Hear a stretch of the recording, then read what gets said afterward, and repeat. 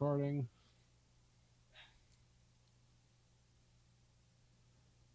We are live. Tell your friends you're listening to the Verhoeven Effect podcast. I'm Conlon. And I'm Nathan. And today we have another very special episode. We have the 1996 movie White Squall. Nathan, do you have a history with the movie White Squall? I saw this.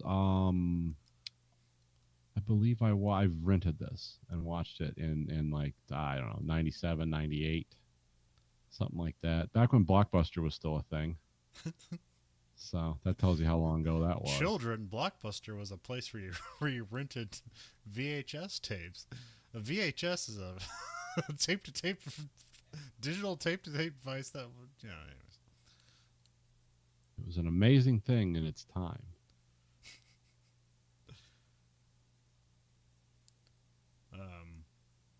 But what made you want to pick it up? Just because it was the Ridley Scott thing, or Yeah, what? because I like Ridley Scott. Okay. But the 90s are what I like to call Ridley Scott's wilderness period, where he was kind of like lost in the woods, making Yeah. really weird. I mean, made Thelma and Louise, which was like a big hit, and then we had Conquest of Paradise, which was like kind of cool but just weird and boring. Yeah. And we had White Squall, and then GI Jane. Yeah, G.I. Jane. Well, see, so you have like 91 is Thelma and Louise, which is kind of like, all right, Ridley Scott's back because even though Blade Runner we see as like a tentpole, was like that was ultimately a failure, and he kind of like every movie he made in the 80s was kind of a failure.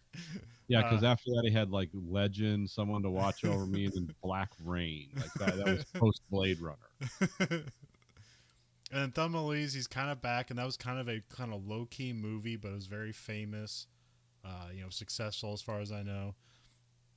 And then, so that comes out in '91. This comes out in like, does he do something in between? Oh yeah, he does the 1492 movie, Yeah. which I remember like looked good and was very expensive, but I don't remember people necessarily like liking it or being successful. It was a lot of the cool, like, we're gonna do like modern music but we're gonna talk about like, Christopher Columbus and all that. And it's, I think, who was in that? I forget. It was a cool cast too. It was like Gerard Depardieu was the main guy, Okay. and Amanda Sante was in it, and I remember like Sigourney Weaver played the Queen. I forget which one of Spain. Can't remember. And yeah, it was kind of like a cool, like, international cast. It was sort of an impression of Columbus's voyage. Like, it looked really cool, but it was just boring. I mean, I've literally watched it like twice, and it's like, okay, I'm done. So he does that in 92, and then 4 years later, this movie comes out, which I guess the history, sort of half the history on this movie is everybody was ready to make a movie called like, it was like Hot Zone or something like that. Yeah. And then like it just got pulled away at the last second, and then this was available, so he just took it. Okay, that sounds about right. So you go from 92 to 96, this movie comes out. Next year, G.I. Jane comes out. And then, like, 2 years later, he does Gladiator, which completely changes his whole career, and he can basically do whatever he wants after that. Because it was Yeah. not only critically successful, as like the number one movie of that year. Yeah. It's everyone still remembers that movie. And the sequel's being worked on still. Yeah. And I think it's that. Wow. Well, I think it's still somewhat based on that crazy script that, like, was it like Tom Waits wrote or something? Oh, good. Gladiator 2 by Tom Waits. I'm not sure if it's still that, but it like had some crazy stuff where it's like, like we're doing battles in heaven and stuff like that. Nice. I'm in. I don't know if they're doing that, but I'd enjoy that. Like, let's combine like Ridley Scott like obsession with like medieval combat and combine it together with like alien like dream stuff. Just combine his universes that he's known for, and maybe sprinkle in some Blade Runner. Yeah. these are the dreams that the androids dream Just have an actual unicorn that's painted silver. of. And then like that led to the fall of the Roman Empire. It's and actually Gladiator 2 is just like the cinematic reboot of like Assassin's Creed. It's like, oh, okay. Why not? um, oh yeah, there's a weird thing with like video games and movies now where it's like, because for the most time, it's like people are like, it's like people get the rights to make movies based on video games, and then just like it's nobody cares about it. Yeah. Like they don't put the money in to produce it. Nobody cares if it has a good result. It's just like, well, we bought a license to something that millions of people knows about, so maybe we'll get lucky. um, The best example of that was the Super Mario Brothers movie, the original one. It's like, hey, just let's have it as abstract. What if David Lynch directed this? Like, yeah, let's just go with that and see what happens. I mean, he didn't, unfortunately, but you'd think he did. Like, okay. yeah, which is like incredibly disappointing at the time, and is now has a weird resurgence now where people like it for being just super weird, unnecessarily weird, and like completely like completely separating itself from its source material other than like the names of characters. It's actually like really imaginative if you just watch it. It's like, well, this is nuts, but I like it. Um, but then like so you have the new Super Mario Brothers movie that came out that's now like the top box office movies and almost made $2 billion. And so now people, but then there was the other thing, there was the other like kind of economic trend is that, so I forget, it was like the Witcher 3 game came out like, I don't know, like 6 or 7 years ago or something. It was a very successful game. But the bulk of their sales came when the show came out. Nice. Okay. Like usually your sales are like where the this bulk is going. Yeah. the bulk of your sales come at like when the game is released in the first year. But like after the show came out, like there was just a resurgence of sales, and like the bulk of their sales came after the show came out. So now there's something kind of going on. It's like, oh, we should make shows and movies to help advertise the video games. Yep. Which could actually, I don't know what that would mean. I'm not a video game guy anymore. I don't know what that could mean for the quality of the games, but I guarantee you, like the stories would be better because it's like video game stories. One of the problems with them is they were just like the thin skeleton that the game rode on. Yeah. But now it's like, oh, we're just gonna make we're gonna co-develop this, and it's gonna have a solid story. That could be good. I mean, it's Never almost played any of the Witcher games, but I did read some of the books thanks to the TV series. Yeah. And so what do you think of like the quality of the Witcher books versus the games and that kind of co-development that seemed to go on, even though it really didn't go on? Oh, there's almost no development. That was the thing, is like this success was unintended at all points, because the show is more based on the books because more control came out of the author for the show, and basically the author thought the video game wasn't going to go anywhere, so he basically sold his rights away for almost nothing, and it became $1 billion franchise. Yeah. So he's very bitter about that. Yeah. And so they almost have like, so they're just like, because they have the same name, they kind of have like are interrelated. But also like the Witcher games, especially the third one. The first two are really cool, but they're kind of clunky, European games. Like, they have they very ambitious, but it's not always a clean like getaway. It's like, oh, a lot of this is broken, but it's very ambitious. The third one is pretty much just like anybody can play that game. It's still kind of difficult, but you can change the settings to make it easier and all that stuff. But they're exceptional storytelling games, like how they pose things, how things interact and changes the world based on your choices. I mean, it's not revolutionary, but it's like cool when you experience. I mean, once you figure it out, once you play the game and realize like, oh, there is no good choice. There's always two bad endings to every choice, and it's just which bad ending do you want? Yeah. Which is very Witcher. So, um, but yeah. Now, like, so now that the Super Mario Brothers movie is super successful, well, now Nintendo wants to wrest back control of it, and now they're going to produce their own movies now. Um, which I don't know how that's going to work. I mean, they'll probably just go back to because they're using the Illumination Studios, who like they did all like the Despicable Me and the Minions movies and stuff like that. Which all those movies made $1 billion, and I've never seen one of them. So Yeah. but also we always go back to that Lion King analogy, where it's like there's that Lion King 3D animated movie that like neither of us saw because we saw images of it and looked like, well, that doesn't look good. It's Yeah. not for us anyway, so we just observe it. It's the #1 animated movie of all time. Yep. And it's the same the second time. It's Yeah. second iteration. It's like, well, Second the bite first at the one, apple. yeah. I mean, most of that's because ticket prices are way higher now, so that's pretty much where.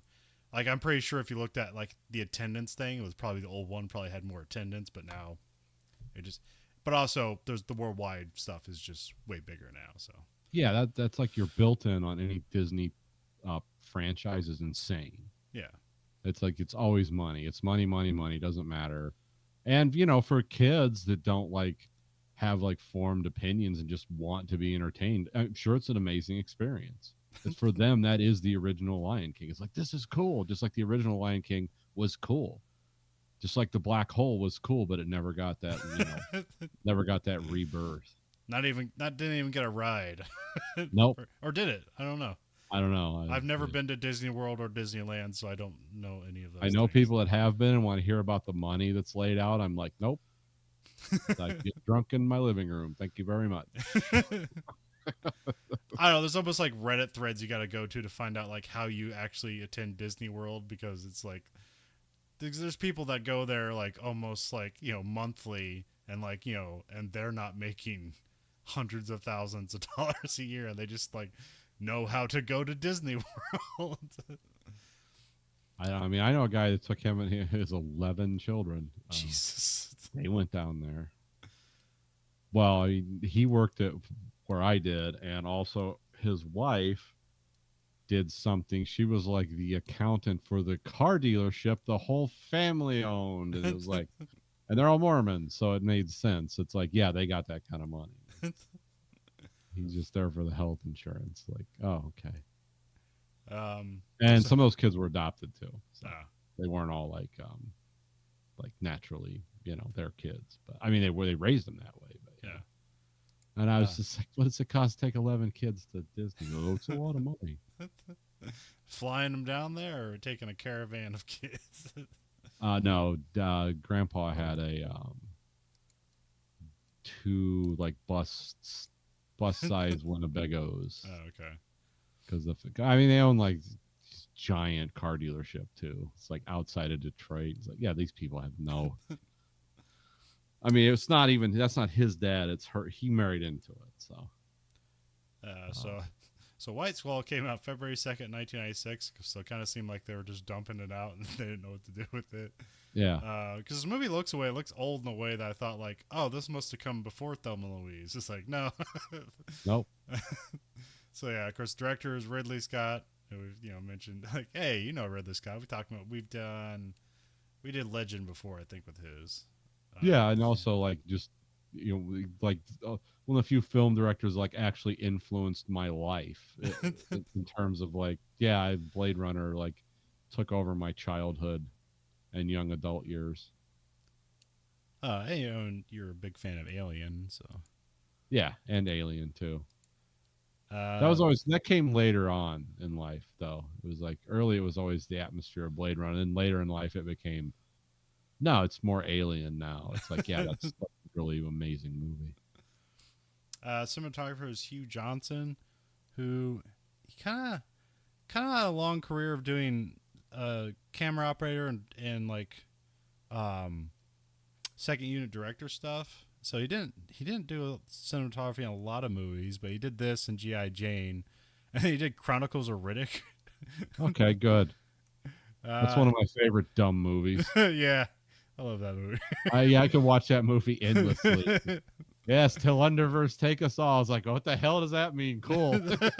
I like your style. If I had unlimited amounts of money, it would look like Necromongers lived in my house because it'd just be like statues of grim people and with like weights on their back, and it's like, yeah, that's a cool looking movie. It's dumb, but it's amazing. I mean, the whole Riddick universe is just like, what if stupidity was currency? It's like that we would make this universe. And I love it. I unabashedly love the Riddick universe. I don't know why. Yeah, cool. Yeah, I mean, it's very evil, but also it's like it's like science evil. It's like, well, these universes are coming together and they don't mix well. Yeah, it's nothing magic about it, even though they basically have science magic and stuff like that. And just like it's just a bizarre universe because somebody spent the time to give it a backstory that they're not going to explain. It's just going to exist, and it's up for you to figure it out. Yeah, I've like done Twitter stuff with David Torrey. It's like, what's the history of the Riddick universe? Like, I want to know the economy of bounty hunters because it seems like a combination of like Star Wars bounty hunters and just pure imagination and, like you said, evil. It's like, what? How does this work? What universe does this? It's like, oh yeah, we take people, we collect them for pay, and then the prison pays to store them. It's like, well, how does the prison pay off? It's like, well, these people are so evil. It's like, well, none of them really seem super evil except Riddick, who is like the king of evil.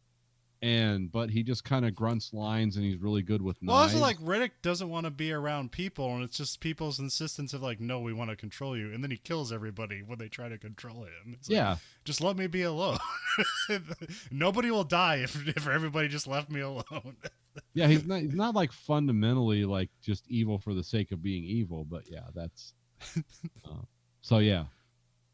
David Torrey never got back with me. Want to explain it to me. Sometimes my heroes do answer me. Sometimes it's good, sometimes it's bad, or it's just like a link to it's like, oh, it's here, dumbass. Like, oh, okay, I just wanted to hear it from the voice of the master. Now I feel better. David Torrey has or Torrey, or how do you spell it? It's like TWH. Torrey. I don't know. He's from Kentucky, so I don't know. He has a very eccentric. You've seen one of his movies. He's wrote, directed, or involved somehow with a movie you've seen, and went, huh, that's interesting. Yeah, he's made some movies I really like, but I can't defend them adequately. And then he did a cinematography for Aragon, which I don't know. That's some dragon movie stuff that I don't know about. Is that based on some like very young adult? Okay. And then he did very well regarded. People like it. But it came out I think the books came out in 2000 when I was already well into adulthood and my magic time was behind me, so I never read it. And then I don't recognize any of the stuff after that, and then he died in 2015, so that's sad. He was second unit director on Kingdom of Heaven, another one of my favorite Ridley Scott movies. Wasn't really that old either. And so it was written by Charles Geek Jr. and Felix Sutton did the book, which I attempted to look for this fucking book. Yeah, and you didn't want to pay $30 for a used copy off Amazon? No, it was like $300. Oh, okay, wow. And I wasn't even sure if it was the right book because how they list their names in Internet Movie Database is like different from how it's listed on the actual book. It's not called White Squall. It's called like The Last Journey of the Albatross or something like that. Yeah. Which one? Like I was trying to look around for it and trying to use like methods of finding like copies of it. People made it seem like all the people died on the ship, and so I was going into this movie with a completely different mindsets, like because they made it sound like they found the diary of Chuck, and then some historian went and put like some stuff together, and then they just made up the book. It's like, oh no, like people survived this wreck, so it's like, okay, that's how it happened. Well, the book I did find to read about this, and I just read it on a website, so I don't know if that counts. Yeah. But I just read about the albatross, but the book's called Tall Ships Down: The Lost Voyages of, it named a lot of ships, and it was about the albatross. Okay. And I actually found, now this is, I don't know if this book is written for sailors, and sorry folks, I'm not a seaman. So there was a lot of like jargon thrown around in here, but essentially, like I didn't, you see the albatross and you're like in the ship. Well, let's talk more about the movie and then I'll get into this later. This is like I'm backloading a lot of stuff we should talk about towards the end of the podcast. Not Okay. the beginning. Yeah, this the screenplay is written by Todd Robinson, who he wrote that Phantom movie we like brought up. Yeah. Like a bit ago. Yeah. Yeah, I don't really. He also recognize directed it. Oh, okay, there you go. I don't Like I said, it's kind of a cool movie, but not really. I don't recognize almost nothing else he did. And then I guess he's an executive producer on Chicago PD, so Okay. Well, still working. He made his bank. Let's see. Cast is Jeff Bridges, Caroline Goodall, John Savage, and a bunch of people you recognize from, like, I don't know, millions of episodes of Law and Order, but just as children here. Superstars of the young. These are 90s actors, TV actors. Yeah. That all became very favorable, very successful adult actors, working actors. Yeah. As they say. Yeah, I'd only say Ryan. Oh, go ahead. I'd only say Ryan Phillippe is the one that broke out, but all these people work. Yeah. Like, all these people, like, well, except for a couple, but there's some people, like, some of these people became, like, voice actors and have, like, thousands of credits and stuff like that. So, that's not a lot of money, but it's good work if you can get it. Yeah, I mean, it beats working, it beats like loading, trucks on a dock or something. Like, yeah, it's better than that. But you were going to say something about the 90s or something? Oh, no, I was just going to say, just remember, folks, the Captain Sheldon, skipper in this is Jeff Bridges. This is 2 years before he became the dude. No one remembers what Jeff Bridges was before that in modern culture. It was like, yeah, this is 2 years before that. Yeah, I guess this is like Jeff Bridges, a lot of weird movies he did around this time. Yeah, he's a weird guy. He has the weirdest line delivery of any super famous actor you know. But, like, I think, well, he did that, was it Conspiracy? That one where, like, his neighbors are terrorists? Arlington Road? Yeah, that's fine. That's around one of this my time. favorite movies. They did, like, a remake of this, like, European serial killer movie where the guy, like, buries people and says, like, well, you're gonna have to let me bury you so you can see your wife. And they did a remake of that, and he played the killer in that. That was which one was that? The Vanishing? Yeah. Where he was Barney? I'm Barney. You're gonna have to know what she went through. Yeah. That's Jeff Bridges delivers all his dialogue like that. He even played the dude like that. I mean, he does it a little more bombastically, but yeah, Jeff Bridges has this way of talking like, I hate my mouth. And this is how I'm going to do dialogue. But the way he looks, because he has great hair, so it's always compelling. But I feel like after the dude, he played more like memorable roles and stuff like that. And well, he did Arlington Road after. Oh, was that after the Big Lebowski? Okay. Yeah.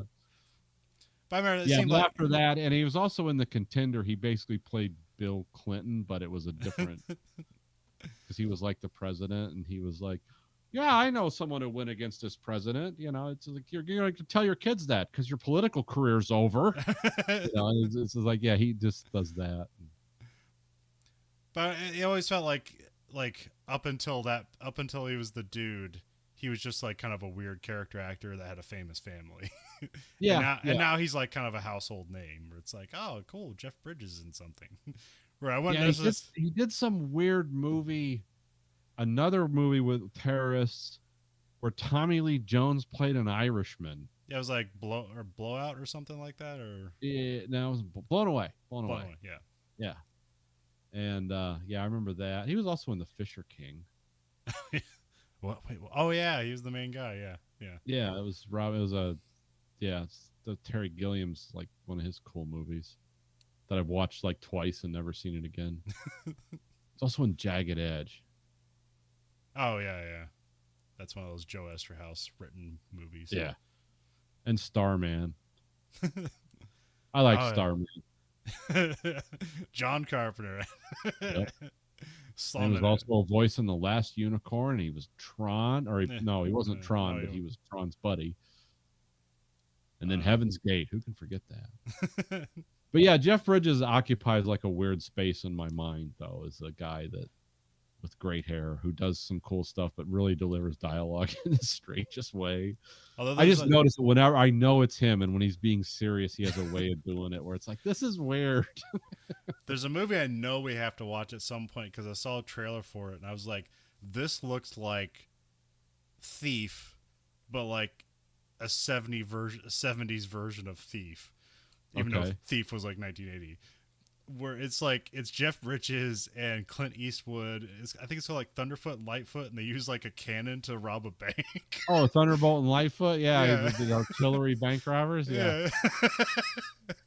He's That's- using an Earlicon, like you know that from Charlie Wilson's War. I remember I saw a trailer for that. I was like, I've never seen this movie. This looks fun and stupid. We gotta watch this sometime. So Yeah, one of them's Thunderbolt, one of them's Lightfoot. I think it's Clint Eastwood's Thunderbolt because he's the artillery guy. I watched it a long time ago, but yeah, I'd have to rewatch that. So we have Act One. Here we got some of the credit stuff. We have Scott Free, which I didn't know went back this far. I always remember Scott Free Productions like after Gladiator, and it's like, yeah, that's when him and his brother just started producing, 50 movies every year. Yeah. But I didn't know it goes back this far. I mean, I don't even know when it started, but I guess it makes sense. Yeah, maybe after Thelma and Louise. I don't know, but yeah, it was weird. This is one of those ones that had like the double Disney, because it was like produced or made by Scott Free Productions, produced by, and then Buena Vista Pictures, and then Hollywood Pictures. Yeah, It's like, oh, it's a Disney film. yeah, Disney for adults. Yeah, usually that's when Disney released rated R or PG-13 movies, they would use Buena Vista and Hollywood videos. That's what they'd throw on there. Because this was PG-13, but I don't think at that time Disney might have only released G movies under the Disney banner. It's kind of different now, but because they own everything. Yeah, it's a little different now. But yeah, like because that was like on the movie Dead Presidents, which is a rated R movie, and it's like that's produced by Disney. Well, I believe with this movie though, the production costs were almost completely onboarded by Scott Free, and okay. I think Buena Vista and Hollywood only distributed it because it's really hard to find a good. Well, because I remember like Kino did a DVD of this. Kino, like they always do like the foreign films and the indie films. Okay. So this is borderline indie film. Because there wasn't like a great deal of confidence in it. And some of that was actually justified, unfortunately. But, yeah. We do get weird credits that are like it's like if you pointed a camera at the ocean and it bobbed up and down towards the camera, and then you just laid the credits on top of the bobbing water. That's what's going on here. So it's just weird because you can't tell that it's like trying to mimic water at first because there's no definition of the water at first. It's just white titles floating in the black. Yeah. And then eventually you kind of get some of like, oh, it's water. We fade in. We get some dad calling over his adult teenager. 25-year-old, 15-year-old son. He's like playing fetch with the dog. Yeah, he looks ridiculous. This felt like this was like a scene added later or something because he seems to look younger in the rest of the movie. Here they just put like a baseball cap on him and he looks really stupid. Like they might as well just put like a spinning thing on top of his hat and give him a fucking lollipop. It's like, I'm 15 years old. Yeah. A very 50s looking like teenager. Shucks, Dad, I'm gonna go on a boat and smoke and drink and have sex with Caribbean prostitutes and a bunch of Dutch girls.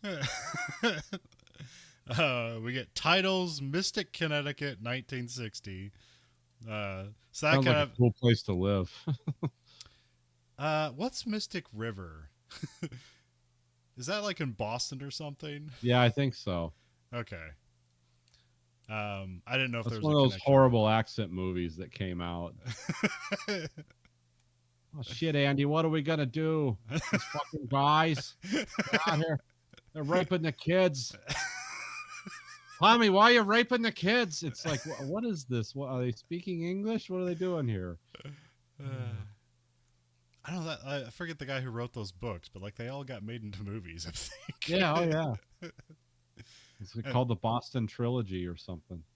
and then really the best one was the one that's not related to it, and that was the Ben Affleck Let's Make a Heist movie, which is the best one. I can't remember what it's called, but it's a great movie. Well, those movies make you feel like I could go to Boston and be the king of crime because Yeah. it looks like it's easy to just, It's it's run like by idiots. adventurous. It's run by weird Irish people that own flower shops and he could be killed easily. And I could be the king of Boston. um we also got, it says credits as a true story. The dad is worried about the ocean trip thing that is going on because he said it won't get him into college. So again, then this immediately makes my eyes roll. This is 1961, I think, too. So Well, it says 1960 here in the credits, but like I don't know when it is. Like it's got to be the fall because eventually they're at sea for so long it becomes 1961. yeah, I mean the Cuban Missile Crisis is going on when they're at sea. So Oh, okay. I guess I didn't. I guess I didn't pick up on that. That would be more interesting because there was a whole thing looming here where I thought there was something that's like, oh wait, we're not in Vietnam yet. At least I don't. No, we're not in Vietnam yet. And well, like, there's advisors, but yeah, but the thing I was like, oh, I thought there was gonna be something like the dad was worried about him getting into college because that meant him not getting drafted into Vietnam, which is ironic because at the end of the movie you realize, well, I didn't say they were drafted. They said they went to Vietnam. So I don't yeah, know. some of them did, but they came back fine because they'd already had their near-death card punched and lived through it. So it's like, yeah, they just could walk into gunfire and it wouldn't affect them. Either that or they were officers and got a cushy gig where they never were on the front lines.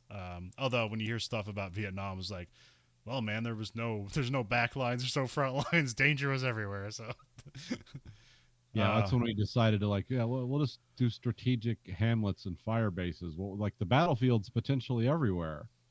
And, how can we lose with like a dedicated psychotic native population that's just basically been fighting every foreign power that you can think of for the last 200 years? Like, we're going to show them how it works. And it's like, oh, wow, that didn't well, happen. yeah, it's also when you try to run a war on statistics, and it's like, well, what's the best way to judge whether we're good at war? Is like, well, what's the body count on either side? And it's like, well, if we judge a war by that, America's never lost any war it's ever participated.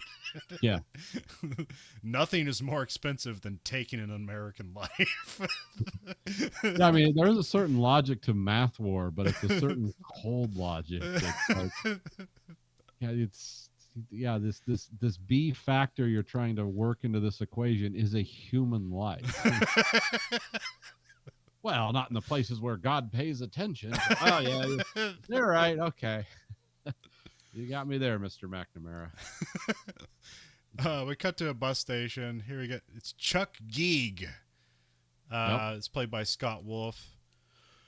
It's probably most notable for Party of Five, where he's kind of played the second banana there.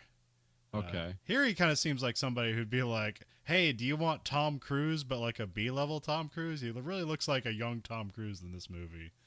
Yeah. But I think Scott Wolf is like even shorter than Tom Cruise, so nobody really picked up on him being like a leading man. Also, I actually don't know, but I think he's just a crazy right winger now, or that's where he found out where he could get the money the easiest from, is if he just says he's a right winger. Oh, as you say, is he doing the Jesus movies now and stuff? Probably, I'm not sure.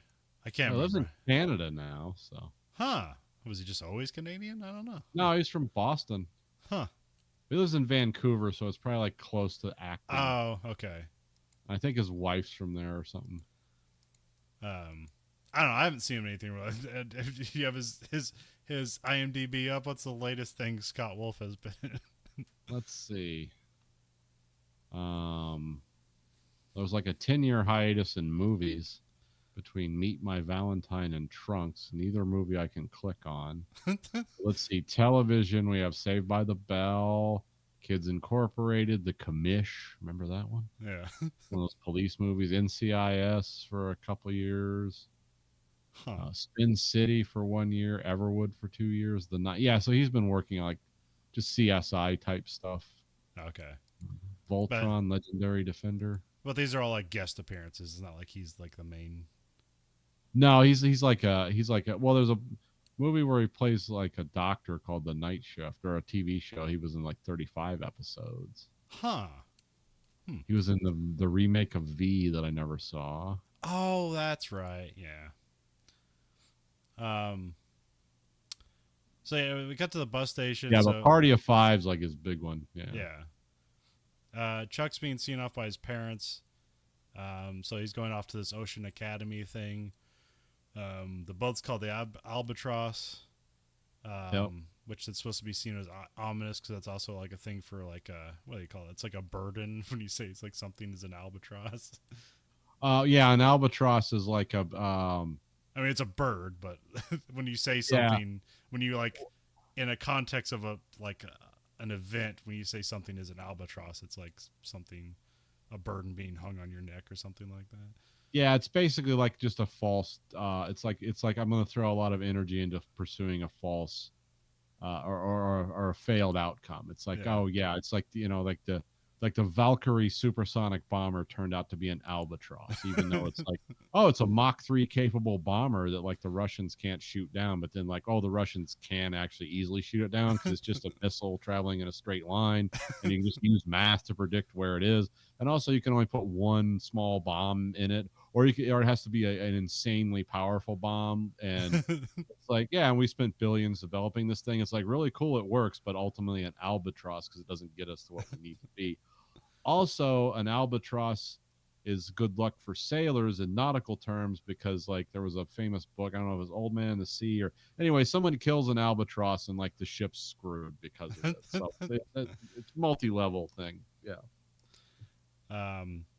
So apparently, like, this whole Ocean Academy thing is like means he's skipping his last year of high school, and this like takes its place. Yeah. Which I didn't understand until like halfway in the movie when they're doing like homework and shit. And I'm like, oh, they're still in school. It's just on a boat. Yeah. They're basically studying for the SAT. Yeah. Did that exist at the time, or how long has that existed? Well, they mentioned it by name twice. So, oh, they yeah. do? I remember they were mentioning scores that seemed like they would be an SAT thing.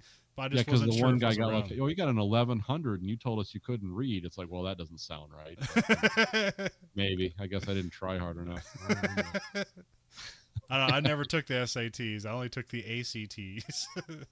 I took it once. They said, yeah, you're really good at like literature and stuff, but you're horrible at math. It's like, thanks. I already knew that. So I gained nothing for the experience, but I did take it. But Chuck here, and it confirmed what I already knew. Sending me to college would be a waste of money. So, well, yeah. Oh, was it free to take the test? No, I had to pay for it. Okay. It was like $130 at the time. That was in the 90s. I don't know what. Well, I don't know. Grayson took it like 5 times. So. But he's got to take like a Greyhound to like Miami, and then he takes like a plane from Miami to the Caribbeans or something. I assume it's that. Like, I don't know. I don't know how those islands work. They seem to be in a lot of different places. Let me like at the airport we see like the young crew guys are there and they're kind of like getting to know each other. They take a rickety transport, like they're literally like hanging off the side of the truck while they're taking them to the. So they get to the boat and they seem disappointed because they're like the boat's in bad shape and they just show it kind of having rust all over it and stuff like that. But like, I don't know, they clean it up later on. Yeah, it looks cool later. We get some crew guys quoting The Tempest for some reason. I all this Tempest stuff is going over my head. I've never really read Shakespeare, so I don't know. Did a lot of the Tempest stuff or the Shakespeare quotes mean a lot to you in this? Was this bringing like Was this foreshadowing for the Oh Shakespeare yeah, heads out there? Okay. yeah. It was. Yeah, it all made sense. I mean, it's like they were quoting the right stuff from the right play. For it's like, oh yeah, we're gonna have an adventure at sea. It's like, well, yeah. The Tempest is basically a whirlpool that sucks ships down. So, yeah, and that's kind of how the play is like a metaphor for that. For our terrible voyage through life that just ends in sinking, which is death, and it's like, yep, yeah, they're doing it right. um, I think I think this is John Savage. He plays McCrae, which Yeah, I thought he was just like the XO or something like that or whatever would be in this parlance. And then somebody says like, "Oh, he's the English teacher," and I thought they were just saying that as like a joke. It's like, "Oh, this is the guy that quotes Shakespeare, so he's the English teacher, but really he's a crewman." It's like, no, he's literally like the English teacher, and he's a crewman. But yeah, whatever. yeah, he's more of what would you say? It's like he's kind of like if we could have got because this movie parallels a lot with what's the guy? Damn it, like Robin Williams. Like Yeah, if we could have got Robin Williams to be in the movie, this would be the character he would play. yeah, Because this is like Dead Poet Society at sea in a way, or at least it seems to like. I don't think they copied from it or anything, but it seems to be like a similar thing. I don't Only know. the death is different. The origins of the death are different. I mean, this is basically like boarding school stuff, right? Yeah, that's what I'm assuming. Okay, I have see this stuff that's like exists in movies for like I don't know. They make a boarding school movie essentially every fucking year. I have no idea what goes on at a fucking boarding school or why they exist or what they exist for. It seems to be for rich people, but like run by evil people in all these movies. Yeah. Yeah, I don't boarding school. I don't know what boarding schools really are, but I can tell you from the impressions that I get from people who went to them and then write fictional stories about them, they're not nice places. It's like, oh, we punish our rich children here Yeah. because mom and dad don't want to deal with them because they're drunks or they're stressed out or both or all of those things. So Yeah. So yeah, again, something that's Hollywood has perpetuated for years that I have no understanding of. yeah, So. it's like I never even it's like, okay, cool, that's what rich people do. I mean, this is a true story, but it's still I don't and like boarding schools are real things. I don't understand them. I've only seen them in movies. So Yeah.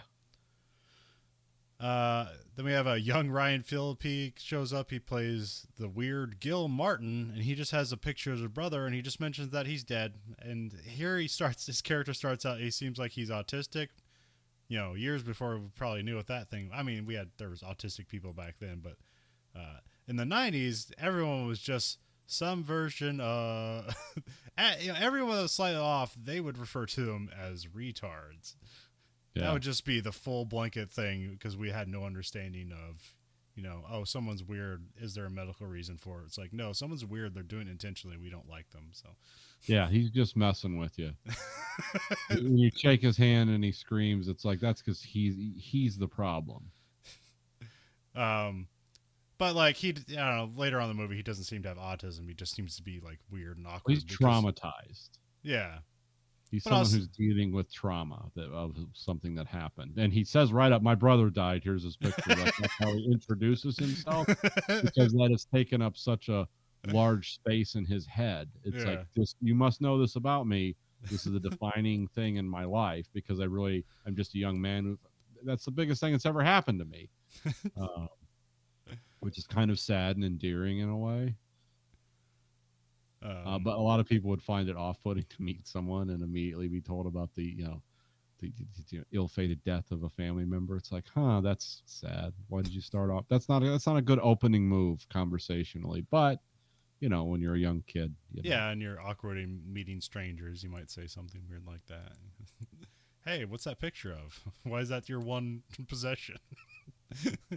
Yeah, I mean, I say awkward things when I meet strangers too, but that's also because I don't like people. I don't really want to be anyone's friend. It's like, oh man, that was a little off-putting. It's like, yes, by design. The crew is introduced. We have the ship surgeon, Dr. Al Sheldon. We get the cook, And Jeff Bridges as Captain Sheldon, who I just referred to, everyone just says the skipper or skipper, so that's why I call him for the rest of my notes, I think. Yeah. And of course that means like, oh, like the captain, the doctor are husband and wife. So here they have him being like kind of intimidating, like like they play it off like he's really intimidating, like he's Arlie Ermy popping up in here. Yeah. I don't know, some trivia I read said that Jeff Bridges was actually in the Coast Guard, but Oh, okay. so I don't know. Then we cut to the next day. McCrae's waking everybody up. They get a head count and make everybody swim. You know, they're just dumping people in there. Like, yeah, go swim. No, no direction, no goal. Just hop in the water and come back.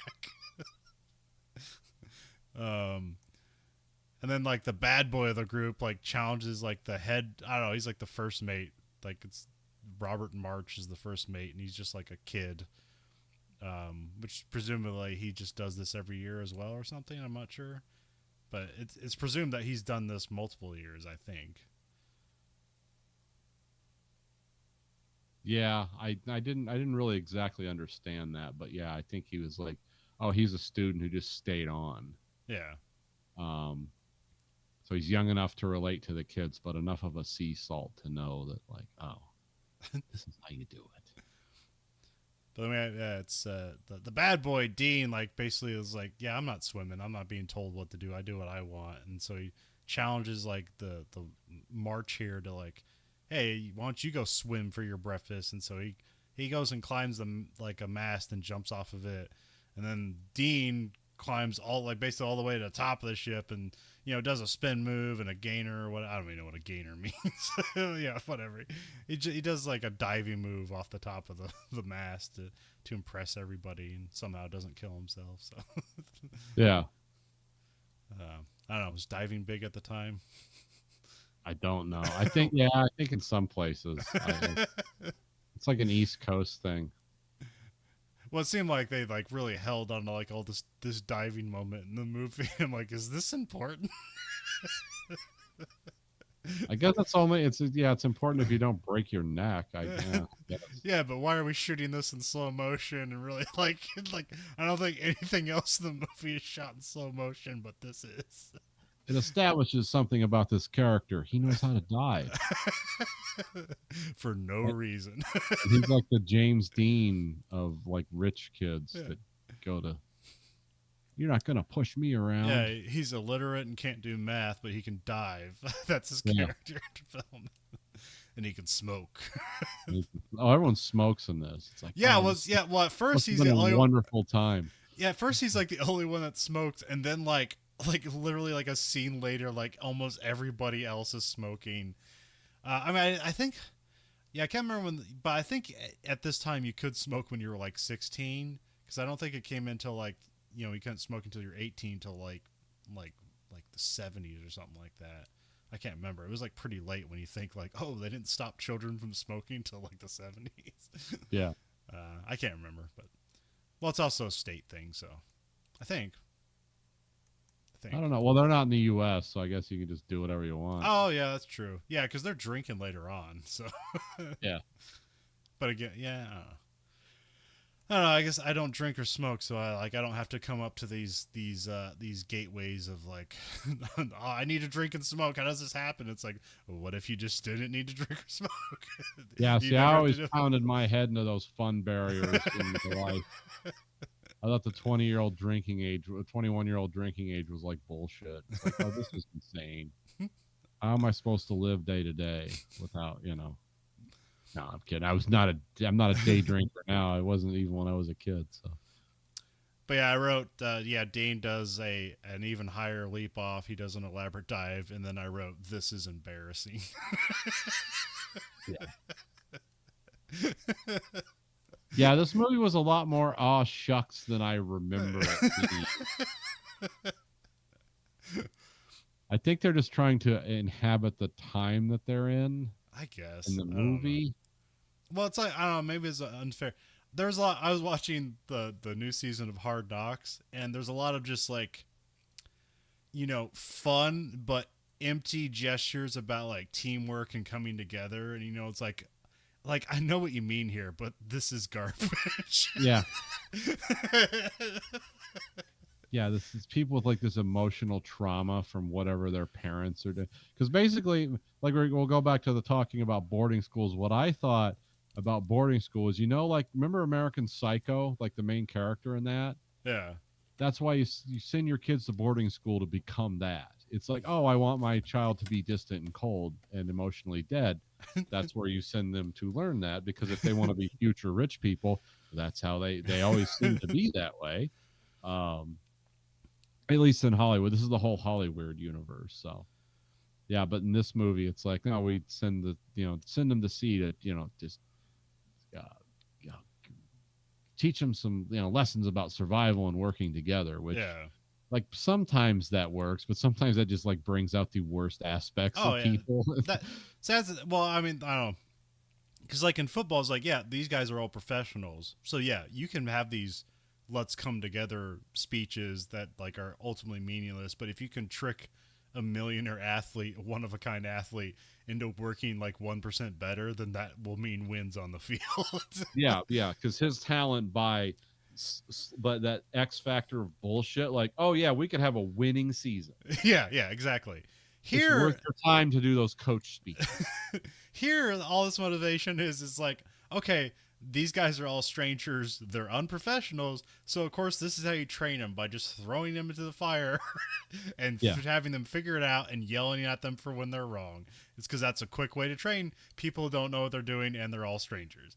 But it's not an effective way to train people. Yeah. Because, like I said, it just creates subcultures of people who hate each other secretly and become drug addicts secretly and all this stuff.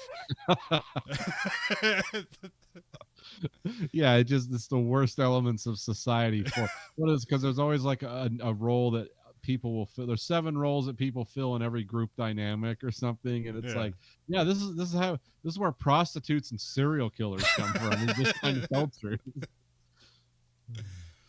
The skipper comes out. He tries to impress on the boys like the dangers of the sea and like how if you don't, yeah. And this is where they show that the bell, where it has a saying on it, says, "Where we go one, we go all." I totally forgot when I started watching this movie. It's like, oh, has a connection to QAnon. Yeah. It's like, oh, and it's so sad because it's like that's sort of the only cool thing in the movie. It's like, yeah, what a nice idea, but co-opted by lunatics in both Yeah. cases. Um, yeah, And this is also where like Dean's smoking like kind of in what do you call it, in defiance of the captain, and he keeps taking his cigarettes away and he just keeps having another one. And then we cut to the next scene and they're all fucking smoking. yeah. I mean, Skipper might as well just go around with a Zippo. Here you go, boys. Light them up. We got a montage of the boat being cleaned. A plane shows up to drop off Jeremy Sisto. That's the actor. He's playing Frank Beaumont. So he's like the obvious. He's the richest kid of the group here. Yeah, because mom and dad can like just charter a seaplane Yeah. and track a boat down in the 1960s. They must have really Multiple times. yeah. They must really. Did they have GPS before? Was that what his dad did? Was like, oh, I have secret satellite stuff to track boats in the Caribbean. I mean, it was post World War II, so I'm guessing like boats have a lot of technology at this time. So I mean, they have to file logs about what port they're going to be in at what time. okay. So I guess you could time that out to within hours. It wouldn't be like, well, there they are. Here comes the plane. No, you'd be sitting around while your dad was sniping at you for a while. Or something. I mean, it would, yeah. But it's movie logic. So. Yeah. Yeah, we got to move on. There's tension between the rich dad and Skipper. There's some extra effort pointed at like a cigarette being stomped out on the deck, which I don't know if that had any greater meaning, because like they cut to the wife and she's like, it's like, you got to do something about that. And he kind of looks at it and he just kind of waves the dad off. But like, I don't know what that was about, but they really like played it up like the cigarette being stamped out on the deck was a horrible dishonor or like brought bad luck upon the ship or some shit. I don't know. Yeah. Oh yeah, also like throughout the movie we'll have voiceover by Chuck because he wrote a diary, which is somewhat what the book was based on. Because I think the book is written by like two people from the boat, right? Is that how it Yes. worked? Okay. It was like the English teacher and Chuck's diaries. I think, right? I'm hold on. I have it pulled up here. It's coming. Let's see.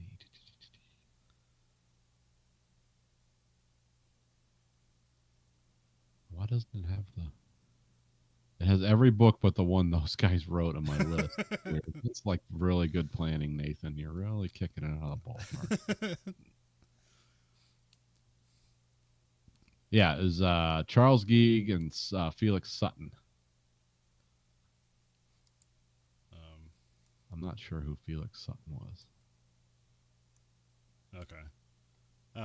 So we get a montage of like them working the boat. So they're not just cleaning it, but like them like operating the ropes and stuff like that, and the sails. Here Chuck like falls and he has like some rope wrapped around himself, and then he kind of falls and then like accidentally like hangs himself for a bit. The skipper like comes to his rescue and like gets him like where he's like can hold on and like unwrap the rope from his neck.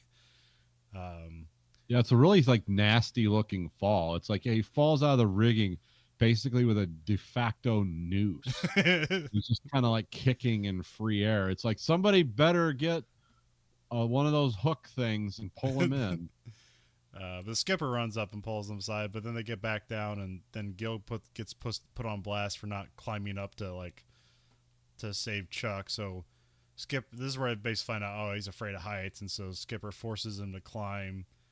And so he like overcomes his fear of heights by like screaming while he climbs, but then they climb too high, and then he eventually just pisses his pants. And so it's like, all right, well, let's come back down. Yeah, Skipper's like, I just got pissed on.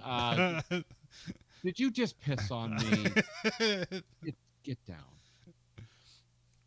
So it's a lesson about facing fear, and like also that just kind of sows distrust amongst the group. It's like, oh, if he can't climb, this doesn't prove that he's gonna climb in a moment of danger. This just proves he can climb while someone's screaming at him. Gil's more of a liability than we thought. Skipper's an asshole.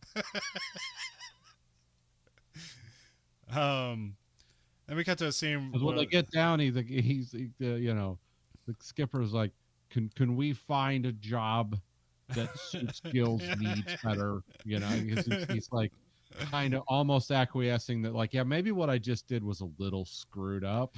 well, then Chuck like goes to console Gil, and he's like, he can figure it out on his own. Yeah. Let him suffer alone. Let him clean his own pants. How you learn at sea. just go hop in the sea, Gil. No one will know you pissed your pants. Yeah. Yes, clean the urine off with briny water, which is like being an acid. That's why the ships look all fucked up. Because they're swimming in acid. We got to there's like a meeting amongst like the heads, and so or no, it's just like a dinner, but it's like in the this is like in the captain's galley or something like that. I'm not sure. I might be using that term wrong or whatever. Here the cook feels that there's a problem with training, and he's like, So here he acknowledges like, oh, maybe I'm pushing him too hard, but then he's like, well, that's what needs to happen. So you stay off my poop deck, and I'll stay out in the kitchen. Actual line from the movie. Yeah, actual some version of that. Then we cut to like all the kids are hanging out at some Caribbean bar. They're doing limbo. Chuck goes off to see if Gil's okay. This is kind of like a cool shot scene because they're like shooting at like sunset or sunrise. I'm not sure, but it's like Sunset. Yeah, I think it's sunset. Well, you can. See, it's amazing looking. It looks like something out of Miami Vice. Wow. But also means that like, oh, you probably only had one take for this, so yeah, you got children actors here. Well, one child and one adult man, it being a child. Here we get some backstory about Gil, about his parents are always fighting, and him and his brothers were like used to climb trees. So like, oh, that's gonna be a thing where that's why he doesn't climb anymore because something bad happened. So that being the end of Act 1. We got Act 2. They're taking off to sea. Here, McCrae is trying to encourage everyone to sing, and so the captain like kind of joins in to be like, "Yeah, everyone sings on a windjammer," so which is a term I've heard before, but I don't necessarily know what it means. Is that just another name for a sailing ship, or does that have some specificity? I'm not sure of. I would assume that is a sailing ship because I learned from reading a book about these. These are called brigantines, which means it's a two-masted vessel with a what is it, like the foremast, which is okay, I can't, it's got a square mast essentially at the Okay. top. It's Yeah. not all the triangular ones. It's got a, and they were kind of designed for that part of the world because of how the wind works and stuff. They were the most effective for their size, Yeah. because brigantines were more like they weren't like the giant cargo type things. They were more transportation type ships. Yeah. I mean, they were built. Well, we'll find out. We'll talk about when the shipwreck happens. All the Okay. stuff I learned about it. But yeah, it's basically it's called a brigantine, Okay. and it also has like a diesel engine in it that powers it too, in case they don't have wind. Not a very powerful or big one, but they can move through the water. They're not like dead Yeah. at sea. Well, I don't know if that's what made it a windjammer. If it's like, oh, it's a sailing ship, but it has like a backup a motor on it or something like that. But It could be. I've heard the term windjammer, but it's in reference to a video game where you basically play tennis with a frisbee. So Okay, well, not the same, but yeah. Yeah, the frisbee's riding on the wind. So they show him off loosening the sails. Chuck steers the ship. They turn the engine off. The sea starts getting rough, so like stuff starts falling off the shelves. They close off some doors, which I'm guessing this is like when you say batten down the hatches. This is what's Yes. going on. So like you don't get water in the and below decks Yep. coming through the open doors. The sea starts getting rough. Stuff starts falling off the shelves. Like, yeah, I just read that. There's a group of people that are just puking off the side of the boat, but like it's almost the entire crew. It's like Yep. there's only like 3 people that aren't puking. Which I've never been on a boat, but I have to imagine I would probably get seasick. You wish you don't. Everyone does. Yeah. Because you're not used to you just, if you're on land, you're not used to constant movement. I mean, it's Yeah. like also like being in a car for a while. You get a lesser version of it because the car is like constantly. But at sea, I mean, that surface you're standing on is tilting all Yeah. around. But usually, once you puke, it's like a day, and then you're fine. Oh, okay. Then you're like ready to eat steak and drink beer the next day. Yeah, whatever, cool. Woo. Well, I've heard people like it's like the hardcore thing for like motion is going to be diazepam, but I hear you can just take ginger root as long as it's kind of like before the thing, and like you'll be fine. Yeah, it just has to do with how your equilibrium works. Yeah. Because it's like dealing with a falling sensation all the time, I guess. Yeah. I've, like I said, never been.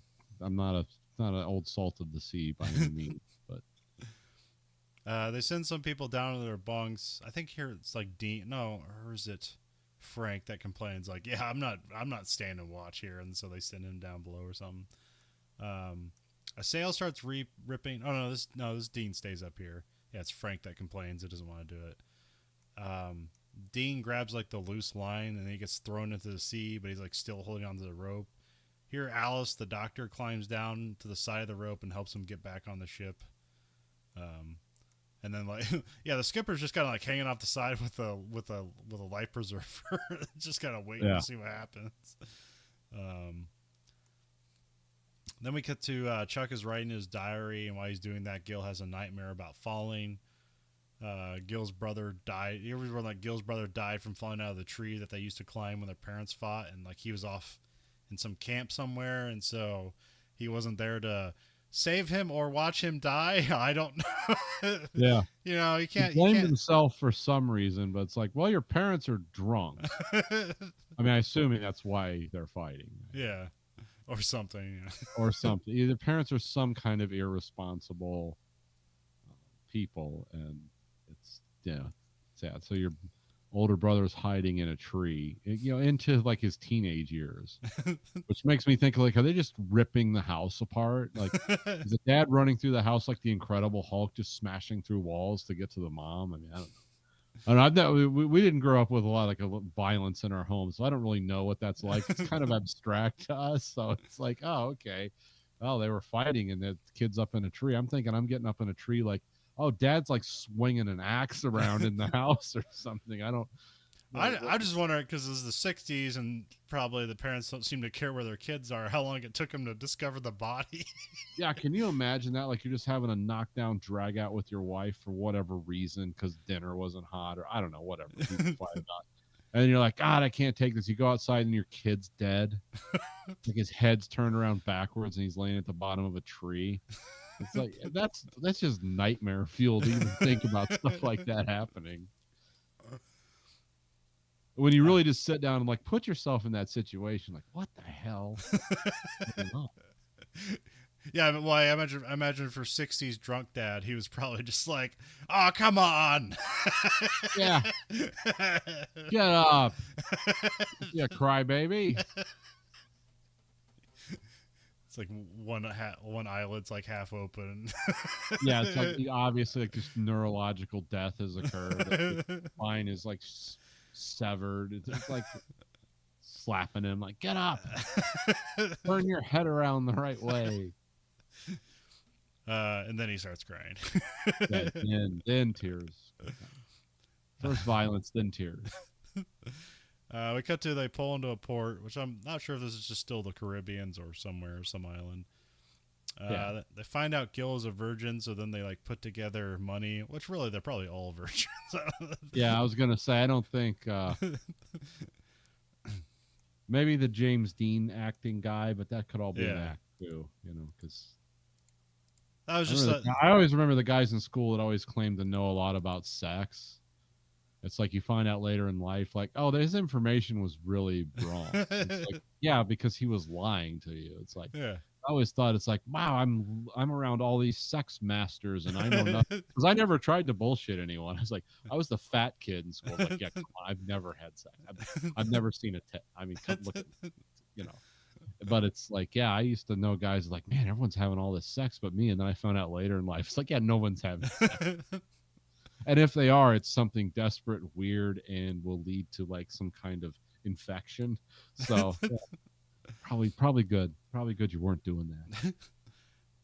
But they put money together to get a sex worker for Frank, or no, or they get a sex worker for Gil. But then he says no, and so they spend a bottle and they make Frank go to lay. So they get $7 and they hand it to this like, pretty black lady, and she brings him into a room, and then a large older black lady comes in, and then he runs away. It's like, no. And then everybody laughs about it, like they all knew this is what happens or something. So I don't know. Like, yeah, we're men of the sea. We know the ways of these land prostitutes.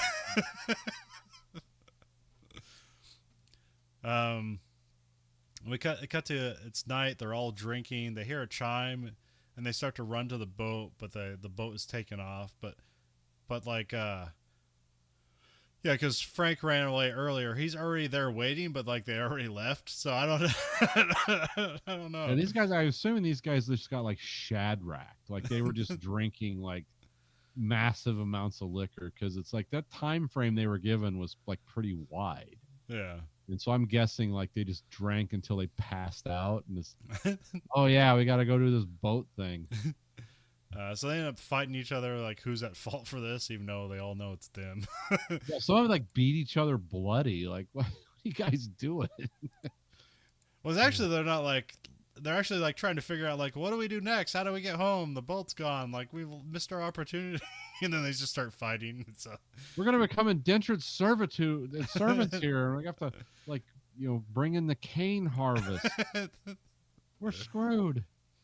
We cut to morning. They're all like sleeping under a boat, and they have like, as you can hear like really loud fly sounds. So that sounds like that must have been a fun night to sleep in. Just with malaria. They get woken up by McCrae, and the skipper gives them a talking to. I mean, here's something about like them. he's like, I'm gonna shut this whole school down. And there's also something about like each kid being responsible for a Dutch student, and then there's something about test scores. All this will be figured out later on, but it's just weird that it comes all of a sudden where it's like, I'm going to shut the school down. Anyways, here's what's going to happen next. Yeah, it seems like an empty thread. It's like, this is over, I'm done. Now we must plan for a better tomorrow. It's like, huh? What? Which one is this? You're lying to me like my dad. We just got catfished by a prostitute. No more deception. um, then we cut to. I wrote Dean, but I think this is Frank, who has like violent thoughts while holding a spear gun. And he's like pointing at one of the other kids, but here he just kind of like pretends to fire it. Yeah. This is our American Psycho trainee. Yeah. This is Jason Bateman's like grandfather. Like, it's learning like, oh, this is what men do. Then we cut to the boys are taking some test, and we find out Dean's cheating, and Chuck and Gil notices that he's cheating. Which again, I don't know if these kids are all supposed to be the same age. It seems like they're all different ages, but I don't know. I'm assuming they're seniors in high school. Okay. But because you got that weird. Because I remember, like, I was a young senior. Like, when I graduated high school, I don't think I was 18. But because that's when I was born and when I started going to school, and because amazingly never got held back any grades. It's like surprising. So I was terrible at school. But yeah, I knew people I graduated with that were like, oh, they're adults. Like, these guys are like, they got a beard and a girlfriend and a kid. And it's like, I'm still 17. Like, oh, okay. So yeah, there's kind of an age. I'm assuming the age is here between 16 and 18. Okay. Well, Gil, but I'm just totally assuming this. I don't know. Well, Gil just seems so much younger than everybody, but maybe he was just literally younger than everybody. Or he was innocent. Yeah. So Chuck and Gil confront Dean, like they like hold him up against the wall and fight him over, like, hey, you're cheating. It's like, you'll get kicked out if they discover you're cheating. This is where we're supposed to be like they're bonding, like, oh, yeah. They really care. Like, no, they didn't want to deal with this jerk 2 weeks ago. Or I don't know how much time has passed. It's like a school year, so like a lot of time has passed. But yeah. And then you find out basically Dean cheated his way onto the boat for reasons, and we basically find out he's like illiterate and can't do math or anything. So yeah, he can't read or do math. It's like, that's terrible. It's like I could at least do one of those things. But he must be able to do it somewhat because he has a cheat sheet that he reads off of, so obviously he can read and cheat. Yeah, this is when I get into the dynamics of like, how does cheating work on the boat school? It's like, where are you getting a copy of the test? But then like they create a secret study group. Frank also just pops out of nowhere. Yeah. And so now they have a secret study group. He's like, I'll show you how to use a slide rule. And that's the only thing he says he'll show up to do. So. Actually, I'd like to learn how to use a slide rule. I don't know how they work. I think Dad was like the last generation that used, and that's because he was an engineer. I don't know how common those were. Well, now I forget. You just use the graphing calculators and stuff. Yeah, I forget why you don't need them anymore. It's just easier ways to do it and more accessible ways to do it. Well, people are also doing much harder math nowadays because everything's way more complicated. They get to a new port. I don't know where they are because they didn't like sail halfway around the world to like Amsterdam or whatever. Where are the Dutch? Where is the country where the Dutch live? The Netherlands? Is it the Netherlands? Okay, but they don't go there, right? They're just in a different... No, they're in like the... I'm assuming it's one of the Dutch colonies like in Africa or something. So I'm assuming they sailed across the Atlantic. I don't know. I actually don't know the ship, the journey of the... Yeah, but they say it's like 2,000 miles. So that's across the ocean. So yeah. Because I feel like it doesn't matter. It's not really essential. Well, I just don't know like what's that, because sometimes it seems like they travel halfway around the world, and sometimes it seems like they just never left the Caribbean. Like they're just going to different small islands in the Caribbean. I mean, that's where it was actually filmed, most of it. Yeah. It was filmed in where is it? Because he filmed Conquest of Paradise in the same place. Oh, it's mainly in the Caribbean islands, Saint Vincent and the Grenadines. Okay. So yeah, that's why it looks like that. But I'm assuming like they're in some Dutch colonial holding at that time. But yeah, they get to port, and there's the Dutch school there. Like they're pairing them up with, it's like a ladies' school, Yeah. and it's Dutch, and so all the boys are excited because they're going to get paired off with these Dutch ladies. Which I heard, which the trivia I read on it said they wanted to be French, but they couldn't find like local people that look French, but there was just a bunch of Dutch people, so they just changed it to Dutch. It's like, that's just as exotic. Why not? Yeah, to Americans, those people are like, oh, it's like they're the crazy sexed up people from Europe. I mean, European teenagers are like 30-year-old women in America. And they actually are, to be fair. It's they have a much more open attitude towards that stuff there, as I've heard. Yeah. Nathan World Traveler. It's like, I don't know, maybe. I mean, they're doing an F1 race there at a nude beach this weekend. So, and Nude beaches never seem that. They have those here now, and they never seem that excited to me. It's no, like, yeah, because I have to be nude also to be on the beach. It's like nobody wants that. actually, I don't know if it's a nude beach. I just know there's a famous photo of one of the F1 drivers just like being nude on the beach, and it wasn't a problem. So. Oh, yeah, there's all kinds of clothing optionals things over there because they don't care. They don't put like weird things on being nude. Yeah, they don't. And neither do I, and neither does my son either, because it was always like in school there were some people that were really worried about being naked. It's like, well, we're all supposed to be in the shower, so let's get in the shower. Guess what? I'm fat. Surprise! If you didn't know. Well, there's also just people that just like nudity just equates to sex. So if people are nude, it's just like, then it's just like, well, they're trying to have sex with everything because they're nude, and there's children around. So obviously he's a pedophile. Yeah, obviously. That's what nudity means. Sex. Let's see here. Oh yeah, there's a montage of the boys showing off the ship to the ladies. So like, there's like some like technical details, like, oh, you can see that they're learning because now they have like, they're just popping out all the like this specific dialogue of like what each thing is, and it's like, oh wow, I don't know what that is. So, yes, yeah.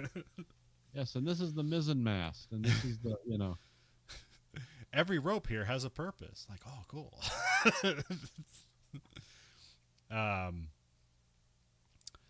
Then Frank's parents show up to see him, to the annoyance of the skipper. This again, they just fly in with another seaplane.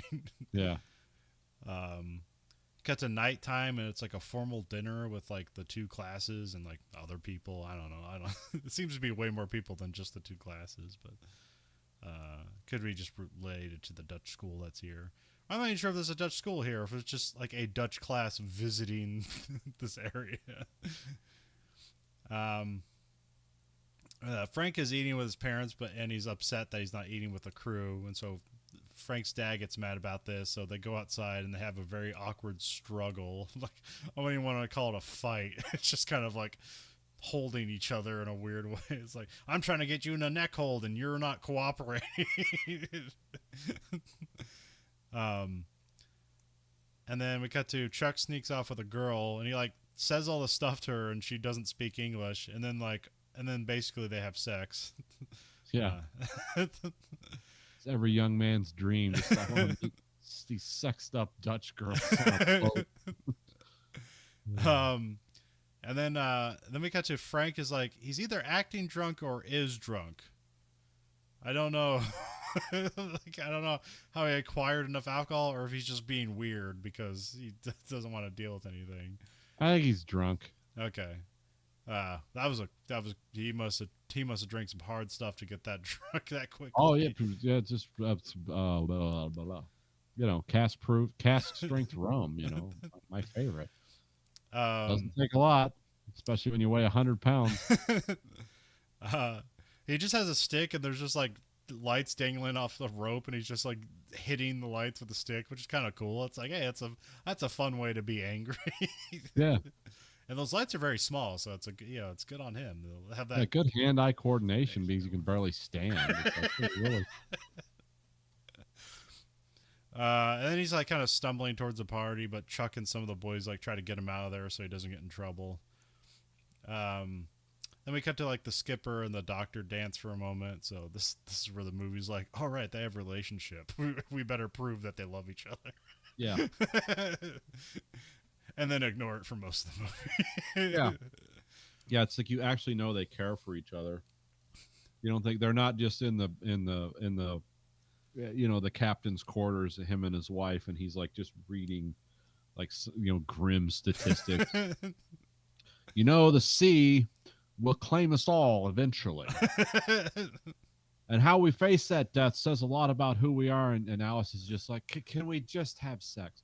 No, no, no. We must learn the lore of the ocean and how it moves us.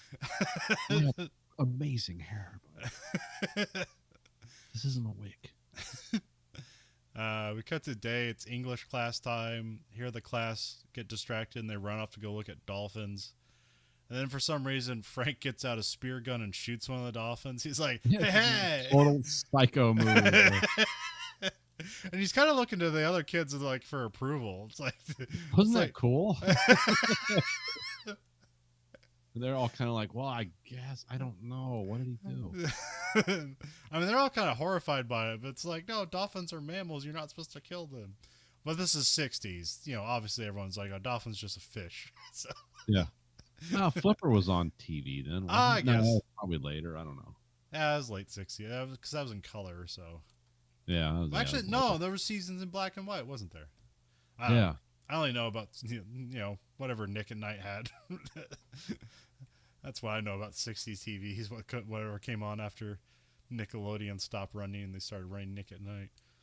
1964. Yeah, the only thing I know about 60s TV is the Twilight Zone, which I know front to back, and some Flipper and I Dream of Jeannie and Star Trek. Like, that's it. I don't know a lot of other stuff from that time. I mean, I know the Outer Limits. Yeah. I imagine like Flippers, like there's some dark story behind it. Like, oh yeah, 7 Flippers. Oh yeah, obviously, yeah.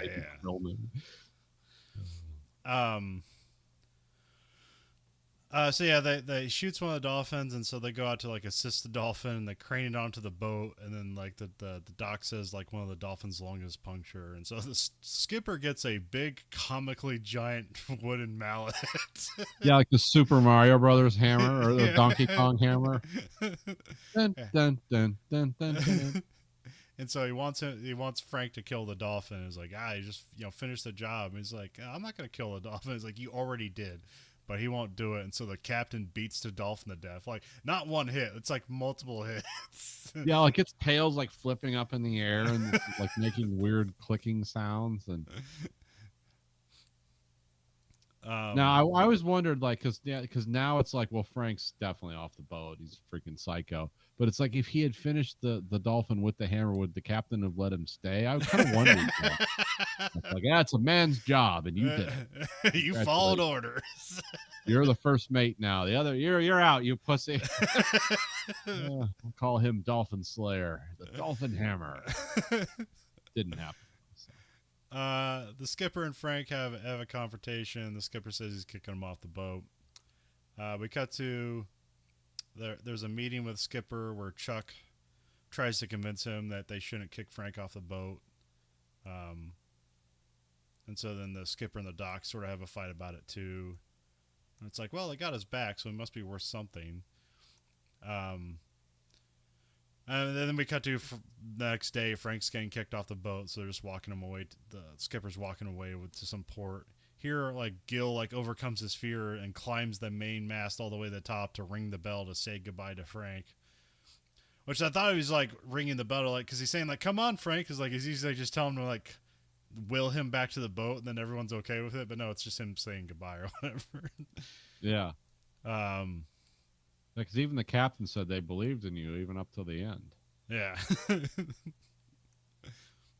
I don't know. Frank's issues with like weird, like murderous issues never get resolved. It's just weird throughout. Yeah. But now he's gone, so yeah. Then we get the next day. Todd has an STD he got from Grenada, which I don't know if it's from one of the Dutch girls or just the local like sex workers or whatever. Uh, for humor's sake, it's like, oh, the Dutch girls. They were just a bunch of dirty girls. yeah, well, yeah, because also other people have to get the same penicillin shot, so it's like because the doc's just like lining them up. It's like, all right, yeah, yeah, you had Yep, fun and she great. knows. Because these guys, they like come to Chuck and they're like, I got a problem. It's like, what happens? When I pee, it's like fire. And it's like, oh, to us, we're like, well, it's venereal disease. But um, I've never had an STD. My life's pretty boring. yeah, me either. Uh, but yeah, penicillin was around then, right? Oh, yeah. Okay. Oh, yeah. VD was like really common. I mean, they called it like the clap or something like that was Yeah. the 60s vernacular. And Because then one of my favorite George Carlin lines was about how, like, oh, this was so popular, it spread like a dose of the clap at a biker rally. You know, he was making fun of like advertisement, like slogans. Like, that's magical.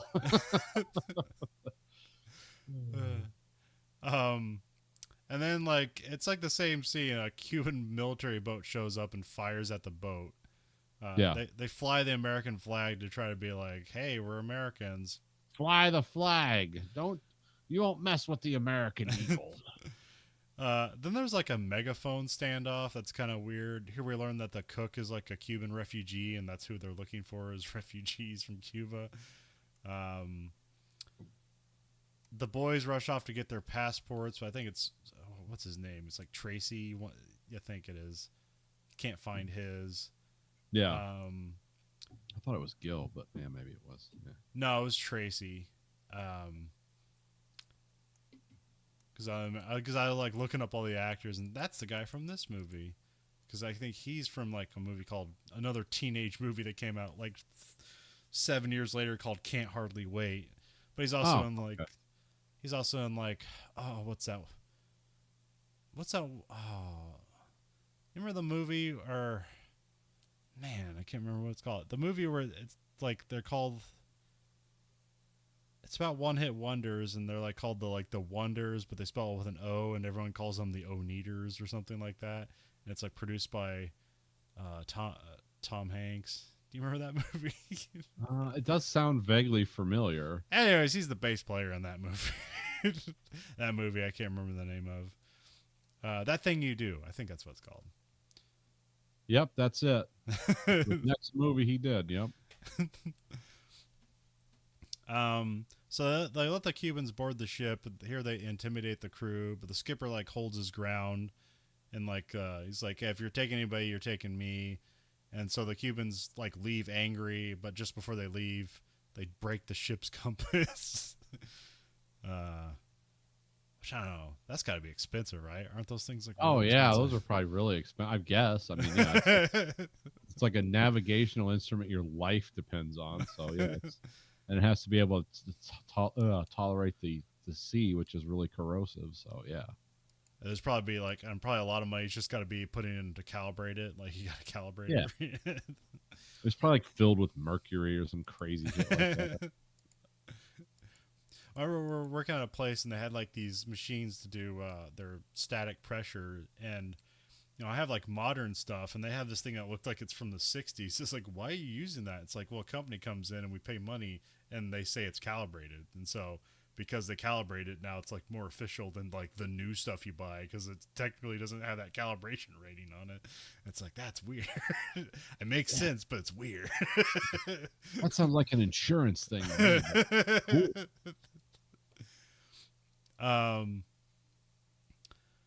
So yeah, the Cubans leave. Well, I think there's like a horizon. They show like, or they presume there's like some American ships on the horizon. But there's also some hints that like the Bay of Pigs is about to happen. So I don't know if that's. Yeah, no, Kennedy was on the radio like in an earlier scene talking about the presence of Soviet missiles in Cuba is insane and intolerable to America, even though we've ringed the Soviet Union with our nuclear missiles from everywhere from Germany to Turkey, but we're not going to mention that. Oh, so is the Cuban Missile Crisis and the Bay of Pigs happen in close relation to each other?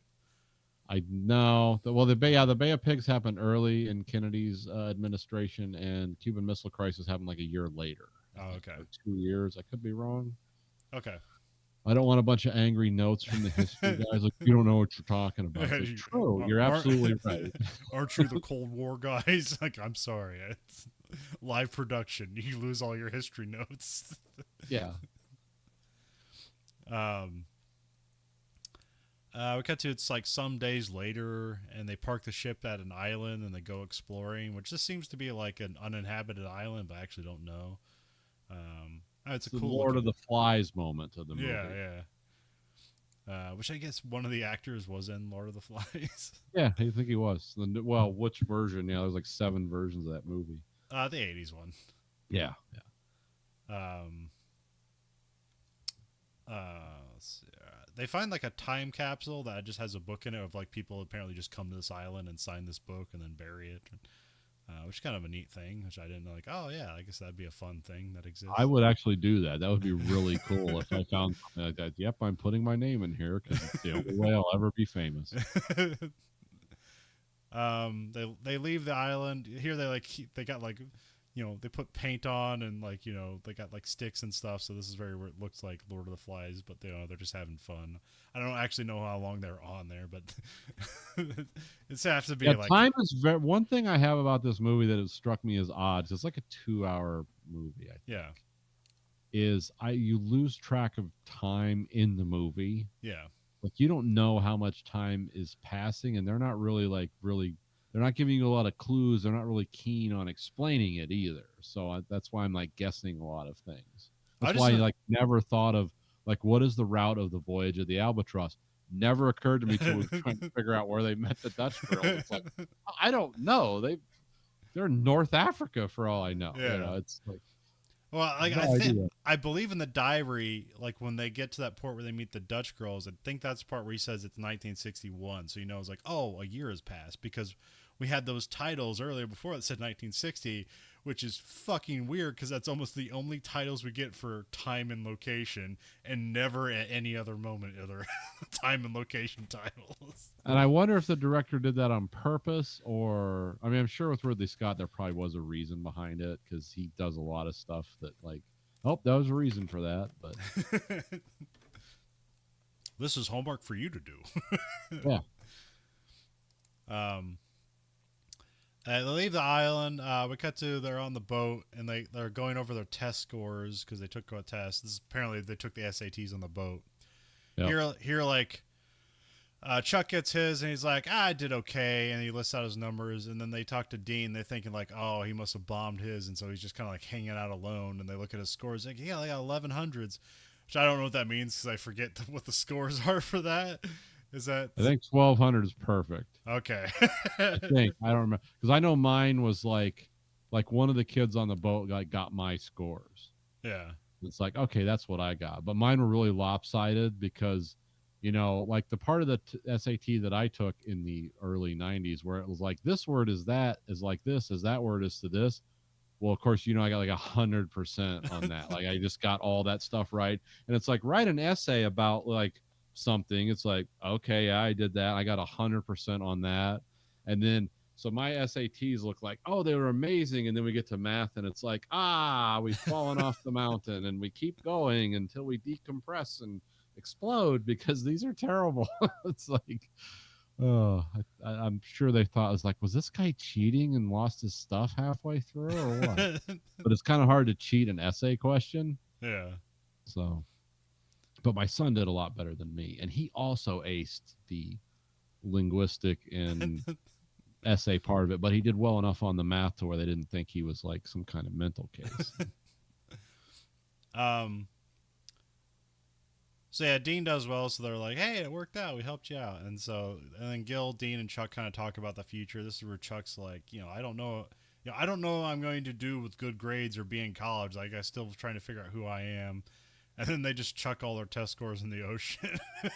So which makes me think it's like, I hope you don't need those. Yeah. Let's just spend a lot of money to get those for you. And this is the 60s. That'd be a hassle to get that all back together.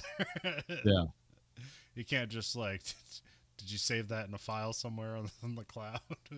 I need the PDF. Teach. I don't know what the hell you're talking about. Then we cut to they're listening to a space launch.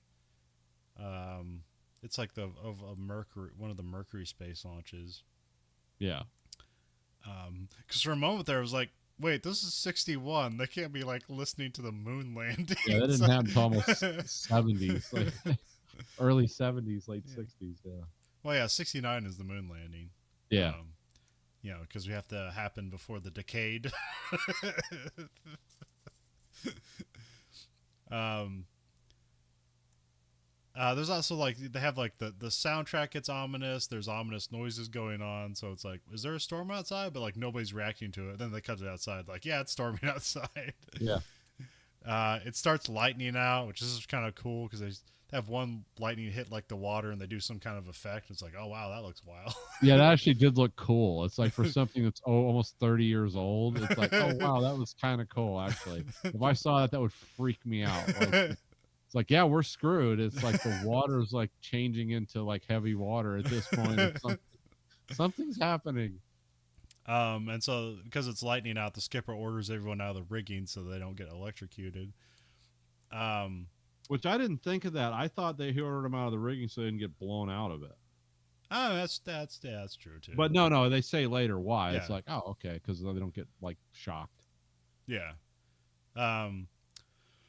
The ship gets rolled like almost completely onto its side at this moment. It will later on, but at this moment, it's kind of almost getting pushed over. Here they batten down the hatches and stuff, and then there's just a giant wave coming their way. Like you have like the camera shot, and the wave is like in the entire camera shot, but it's also being obscured by like inner rain in between. So there's only kind of like one moment where you see like, oh shit, that's a wall of water, and then you kind of don't see it later on. They don't get hit by the wave from a perfect storm wave, but you're supposed to imagine that's what they're getting hit by. So yeah, it was kind of an effective scene because you see the captain is seeing it, and you can tell by like the way Jeff Bridges like projects it. It's like he doesn't know what to do at this point. It's like this is beyond his experience. He's not like, oh, this is turn into it. This is what we do when this happens. It's like, no, this is like some kind of bizarre weather phenomenon that I can't. Well, it gets quiet because you're always yelling, and here he gets quiet and he just whispers to himself, "White Squall," and then the ship gets hit. Let's talk about what I learned about the Albatross. Okay. From the excerpt I read from the Tall Ships Down, the last voyage of the Albatross, and a bunch of others, but I just read the Albatross excerpt from it. So how old do you think the Albatross is? This is 1960. Let's say in the time frame of this movie. How old do you think that boat is? I'm going to say 40 years old. Yeah, it was built in 1920. Okay. So it wasn't built 200 years ago. It was built in the 20s. It had a propulsion system with what they call one screw. I always like that. It's just basically has one prop on the back of it spinning.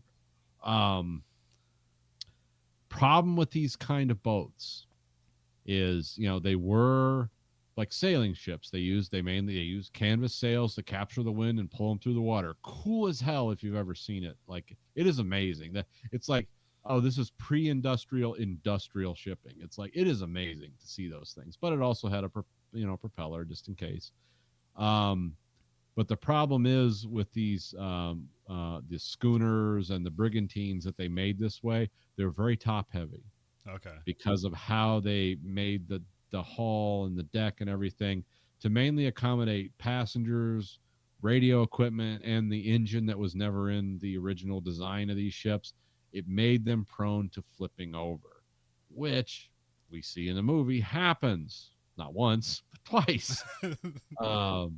Which is like, I wouldn't have known this if I didn't find this excerpt of this book to read. I just mainly read about this, and that's really like the that's all I'm going to say about it. It's like, but an expert in like naval architecture and a guy who was in the Coast Guard for 30 years wrote a book about like, well, why did this happen to these ships? Was it because of like violent, obscure windstorms that really don't happen much in the open ocean, but do happen a lot in the Great Lakes. I learned it's like white squalls are like a known thing in the Great Lakes. Like there's video evidence of them now. Not as common at sea because of just how the wind works, in both places. But yeah, so it's like, whatever happened in this movie or didn't, happen in real life or whatever. It's like these ships were known, they just said they were just top heavy ships. And if they got hit in the side, because that's always like the rule, because that comes up. We'll talk about the movie a little more in a second about, steer into it. Don't take it on the side because it's going to flip over. It's like a known thing. The people that captained these ships knew about this. Every ship designed like this, even modern ships, have they all have something. They all have strengths and weaknesses, and when their strengths outnumber their weaknesses, and you got a good captain and a good crew and good weather, their weaknesses are never a problem. But when the weird stuff happens, it's a problem. So anyway, back to the movie. Well, like I guess I didn't actually look up a definition, but do you know like what a definition of a white squall is? Like what that entails? Okay, well the white squalls, again, only Or I guess I should ask, are there squalls? And what's a white squall? well, I mean, a squall is like just a violent windstorm at sea, accompanied by just like really dark. It's just like a thunderstorm at sea with high winds that are just slopping tons of water into your boat. Because remember, Okay. water, super dense material. I think it was like 7 pounds to a gallon. So imagine like the winds just pushing that into your boat. That's a squall. A white squall is like, I'm not sure how to. It's basically, what would be the best way to describe it? You know how like Because I've also water spouts happen. yeah. Well, it's basically a tornado of the sea is how I'm going to describe it. Like this vortex of wind forms and it like sucks the water up, Okay. and it becomes like this it goes beyond like white caps. It becomes like they call it like a microburst or something. So basically water's being sucked up, and then there's violent wind all around and your ship's being pushed into this wall of water that's being sucked up.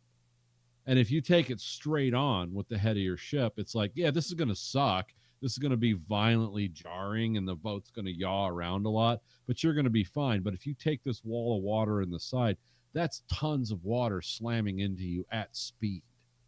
And it's either going to flip the ship, break the mast, or do both. When you're talking about, sail ships. Because something I read about that they re-described this as a derecho, which I've experienced Yeah, that. But that's just like straight line winds for a long period of time. Which yeah, that would be like a derecho squall would be more like a tidal wave. It's just a massive amount of water being pushed towards you. The way I understand them in the Great Lakes, and they say these don't happen at the place where this thing happened in the movie is like that would be at sea. They say they're super rare or they don't happen. yeah, But in the Great Lakes, they happen a lot because you have the land tornado just goes over the Great Lakes and sucks the water up, and then it's pushing water violently towards you, and you run it. It's like running into a wall of water. But the reason they call it a white squall is like, what does water look like? At the caps where it's being, slopped around a lot. Is like, yeah, it looks like white water, and it's like, yeah, that's what this looks like, but it's a wall of water. Well, also another mythical like storm thing I heard is like the Three Sisters, where they talk about like if a ship gets hit by three of these waves in a row, there's no ship can survive it or whatever. But Yeah, that's like what do they call that? That's like a fluid dynamics thing.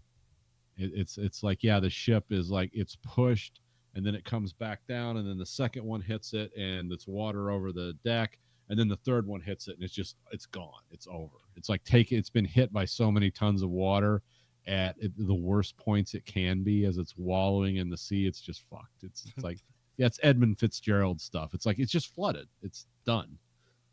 And it's going down fast. But again, I'm not a seaman, so I'm just like basing this on the stuff I've read.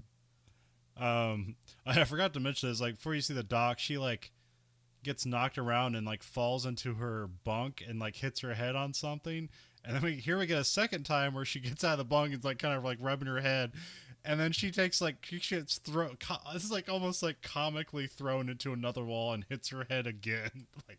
Yeah, like she's done like 2 rounds with Mike Tyson at this point. But she has traumatic concussions to the back and the front of her head. But the way they act it out, it's almost like she's doing like a Three Stooges routine. Yeah, she looks like those videos they show you from like the Chinese factories, where like the workers get like tossed around like Wile E. Coyote in a Roadrunner video. Like, yeah, it's pretty bad. Um, I mean, it's over the top bad. It's like, oh, she would be dead or unconscious. Yeah. But I guess it. I like that they make one point is like, oh, she hit her head, but here they make she hit her head again. So it's like, yeah. Oh yeah, she's not coming back from this one. I mean, she does, but just to dramatic effect. Oh yeah, this is where this movie goes from being kind of aw shucks to really dark. If you put yourself in the shoes of these characters, yeah. Because it's like that whole notion of like I'm trapped inside and drowning. That for me personally, that terrifies the shit out of me. There's a reason like I've never been diving or anything, and it's not because I'm too fat. And it's like, if you really want to watch me get nervous, it's like, let's go to the dam and watch water go through. It's like, yeah, I'm going to be like handcuffed to the railing because the thought of being sucked into machinery and stuff underwater, actually, it's the only thing I'm afraid of. I mean, I don't like spiders. I don't like things crawling around, and I will kill them, but I won't like scream and jump up into the air. But if you're like in water and I hear a machine start, I'm going to scream like a little girl. It's a weird phobia I have. So like the deaths depicted in this movie scare the shit out of me. So it's like, good job, Ridley Scott. That and your Alien stuff really freaked me out. Because Alien makes me think about like bot flies and parasites in my body. And this thing makes me think about being ground up in the inner workings of a dam somewhere, which is like, neither of those things are ever going to happen to me, but they still really freak me out. It's like, I'm going to die from some fat person's problem, but I'm really scared of parasites and machinery and water. There's a piece of mast that breaks off. It's not the mast. It's just like one of the cross beams or whatever falls off and kind of like knocks over stuff on the boat. They start to abandon the lower decks. The ship is rolling over into the sea now. Now it's starting to take on water. They're abandoning the ship. The ship's flooding. They undo one of the lifeboats. Gil goes back for the picture of his brother. And I was just saying, no. I actually said it out loud. It's like, don't do this. And the cook disappears around this time. I wrote he falls into the rigging underwater, but I actually can't remember what happens to him. Yeah, he gets trapped by something.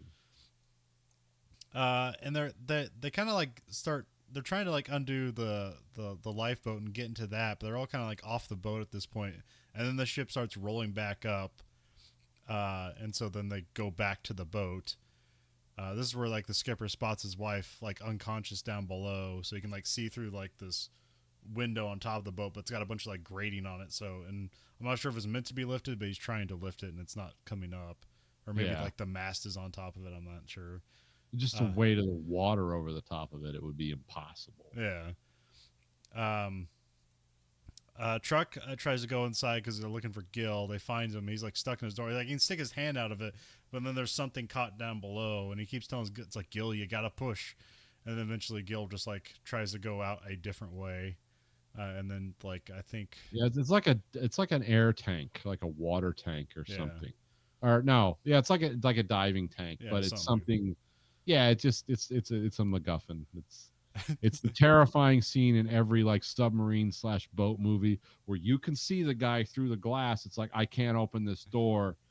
I gotta go, and you're just gonna die. And it's like, but here it's extra because like the guy can fit his arm through, but nothing else. And it's it's like I can feel you. It's not like a watertight door. Where because what was that? Well, that K-19 was that like the Skarsgård guy was like, we can't lower the pressure enough to open the door at this point.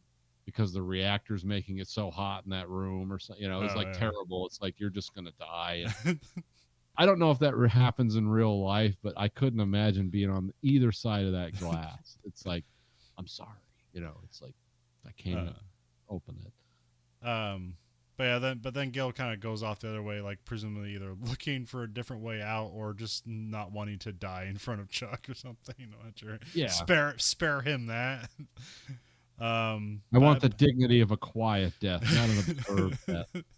But also like a Dean comes in and kind of drags him away. Yeah. The skipper. There's always the other guy. It's like, we gotta go. What are you doing? It's like trying to save someone's life. We gotta go. It's like, are you a psycho? It's gonna like drown. It's like the worst death, right? It's the worst death, right? All right, I gotta go. This guy won't shut up. Sorry. The skipper can't open the door to get his wife out. Here, his wife like comes to just to see like the skipper through the window, and they kind of have like one scene. they have one last look, and she's just kind of like helpless, and then like it almost looks for a moment like he's drowning, but then he just like leaves to go surface and like get air. And He's got to save the kids. It's like that's his response. It's horrible. Like I think the only thing that's like wife. Well, it's the only thing that makes it like I guess somewhat less horrible about her death is that she's not like buried up to water at this point. Like it's only like kind of like 6 inches high in her cabin. It's not like she's not like being like pushed against the wall trying to grab the last breath of air. She's gonna have like 30 minutes to think about it, which is almost worse. And then let's see. So yeah, Skipper goes back to the surface. Dean is underwater. He gets caught up in the rigging, but he cuts one of the lifeboats free. And then they kind of like cut away to night, and it's basically they don't show anybody's death, but you just know like three people just died. Yeah, and he got like dragged down in the mast or in the rigging, right? Yeah, like it's like he was trying to get a boat free to save others, and he just gets sucked down with the boat. And you can't do anything because you got like 2 or 3 minutes. Yeah. Struggling even less than that because you're just going to run through your oxygen. That's why I don't like water shit. Yeah. That's why machinery underwater freaks me out. It's like, it's going to grab me. Yeah, while a boat's sinking, it's just pulling you with it, and that boat weighs a lot. So. Yeah. So it's night. So this is Act 3. It's night. They're in the lifeboats. Here we get a voiceover that says, Gerard, Dean, and Alice and Gil are all presumed dead because, like I said, they don't show their deaths, but you just know they're dead. Yeah, they're not like bobbing around, so they're dead. There's 2 lifeboats and they're hooked together, and one has a sail, which I'm not sure if that's how you do that or if that's how that's meant to work. I don't know, or did they just jerry rig a sail? But let's see here. They see a shipping. I think it's they see a ship off in the distance. I'm not sure what it was. It was either like a shipping, or a container ship, or like an aircraft carrier. I don't know. It looked kind of because it looked kind of big off in the distance, but I don't know what it was. And so the McCrae gets into the flare kit, puts the flare in, and shoots it off, and then it kind of fades out. Which is a surprise to me because I thought, how I read things is like, oh, they're all dead, and it's like this whole moment where like they all come back to see was just some weird bizarre dream, and he's gonna wake up from or something like that. Yeah. It's like, oh no, that's not. No, people survived this. So. We cut to St. Petersburg, Florida. There's a crowd of media and families as they're like rescued from the seas. Which again, I don't know how long it takes you to rescue someone from the sea, but I don't know. So I don't know what the time is between them on the boats, and because they have them in like uniforms that are presumably just from the boat that they got rescued by or whatever. Yeah.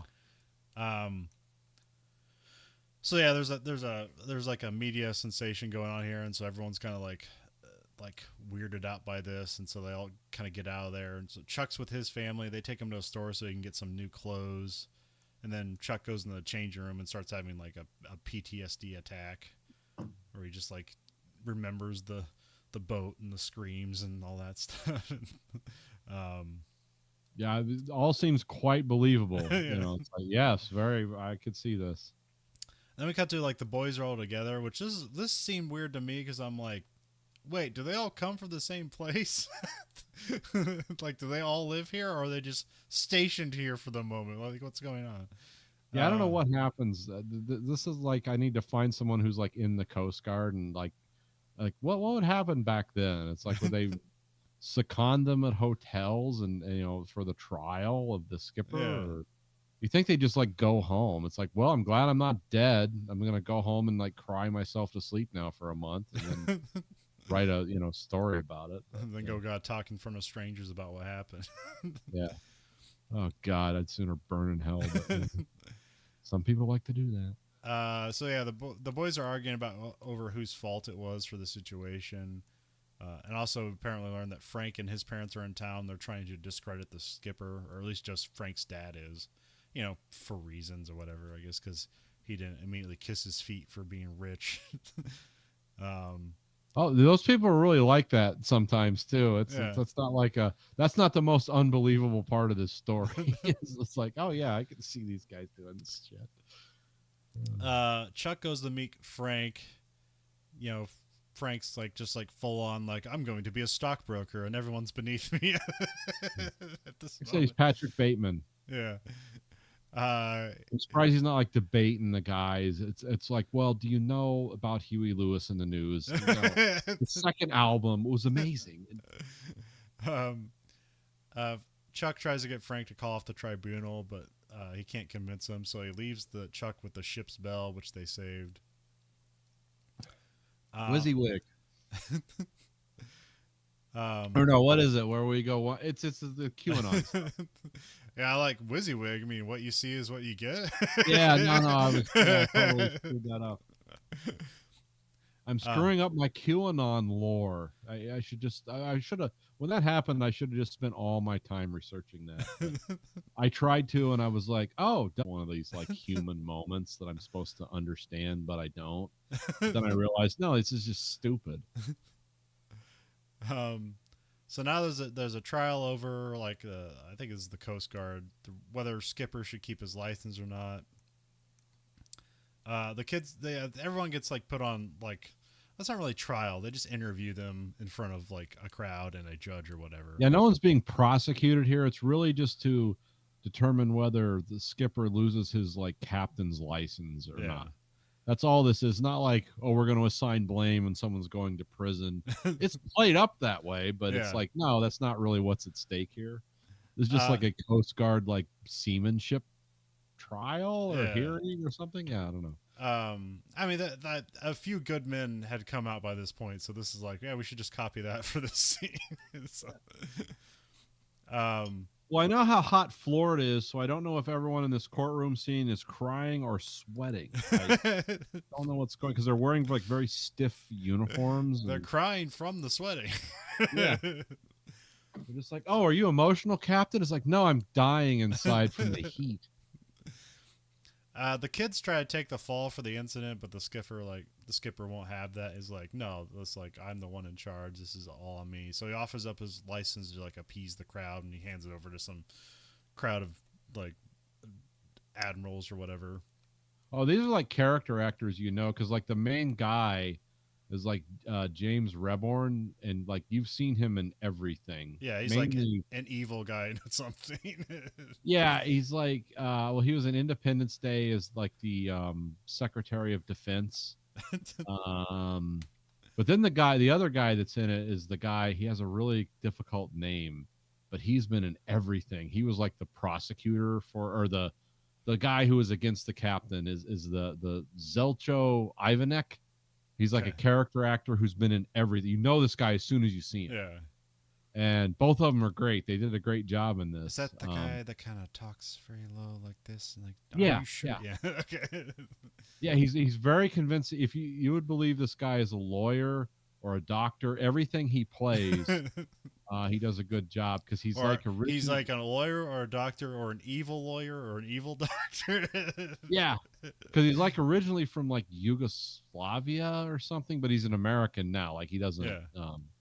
but sometimes he shows up in some stuff that's ported in from Europe where he's speaking German or French. He's like, but he's an American actor. He's just, this guy. He just has this really complicated name. But it's like, oh yeah, all these character actors in this movie are amazing. Yeah, this is also like when he the skipper gets up to like make this big like statement to the crowd is like, oh, it's like if this will end your suffering, like I'm going to do this, and he hands over his license. Well, he's kind of like sincere. I like what he says is like, look, I can't bring your kids back. And of course, it's Jeff Bridges doing full Jeff Bridges. I can't bring your kids back.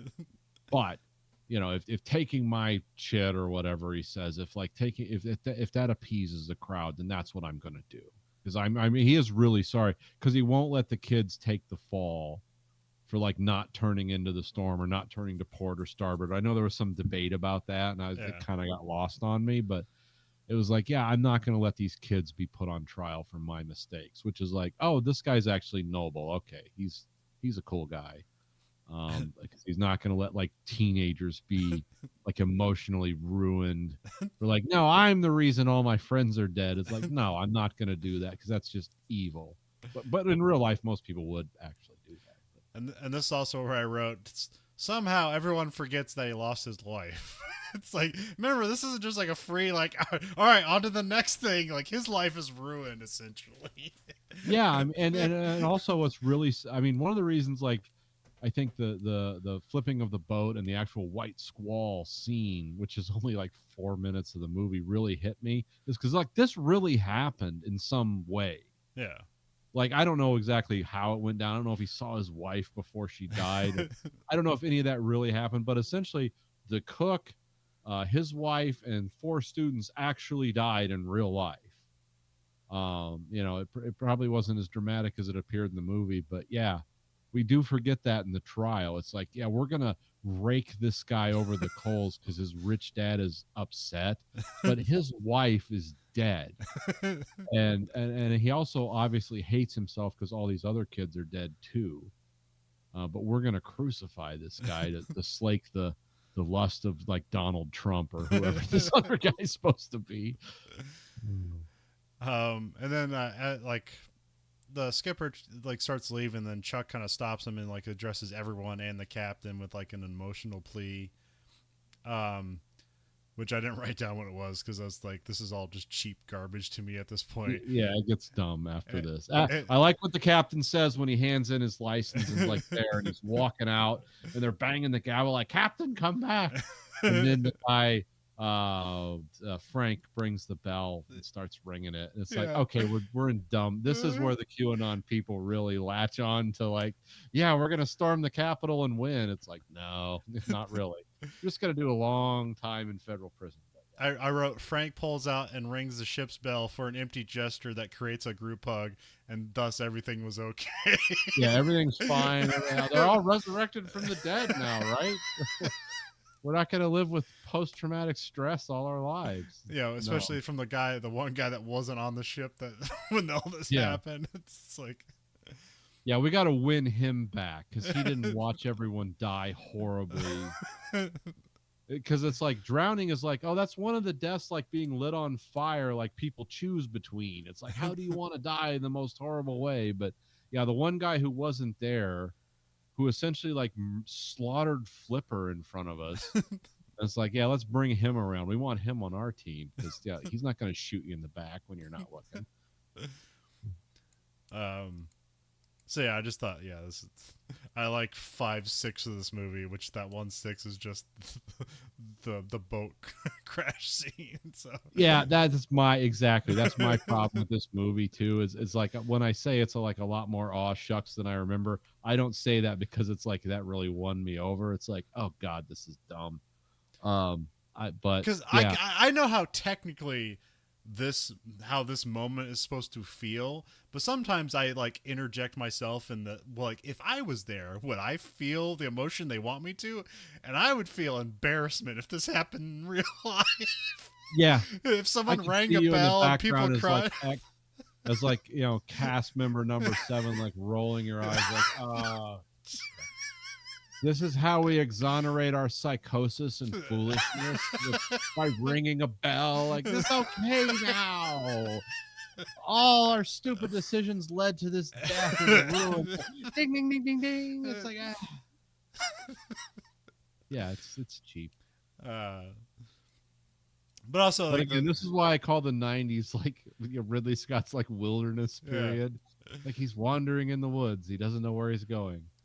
But also, it just seemed like this a movie. It's like this was a movie ready to go, and so he just chose it because he needed a paycheck. So I don't know. But I don't know, he produced the movie, so I don't know. He had some faith in it.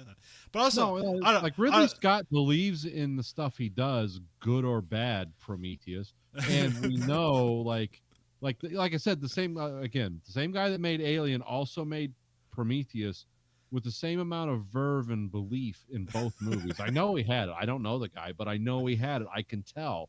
But it's like, oh, one of these things went wildly off course, and one of these things was perfect. And it's weird how that happens, and it can happen to all of us. You know, take it from someone who started like lots of home improvement projects with like, I'm gonna be the guy that shows you that middle-age home improvement can work, and completely failing. Like, I'm not failing to the point where I still have both my thumbs, like not failing that badly, but almost that badly. So it's like, it fascinates me studying this kind of failure when there's this kind of success behind it. It's like, huh, this is amazing. How did you get to this point where you thought all this would work? Well, this is what I was wondering. Does Ridley Scott have children? Particularly, does he have sons? Yeah, I think one of them is an actor. I don't know. Let me look. Go ahead with your point, and I'll look this up.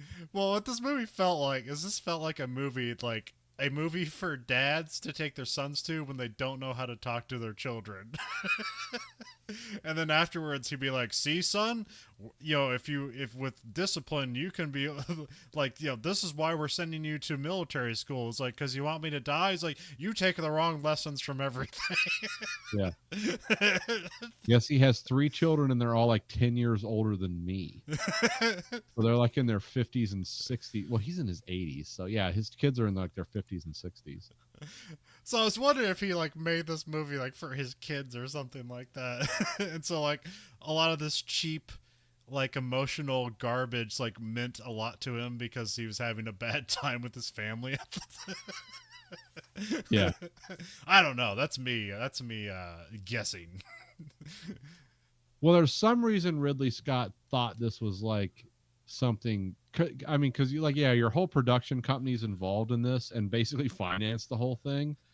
And it's like, there's some reason you pinned your banner on this, and I, for the life of me, don't know what it is.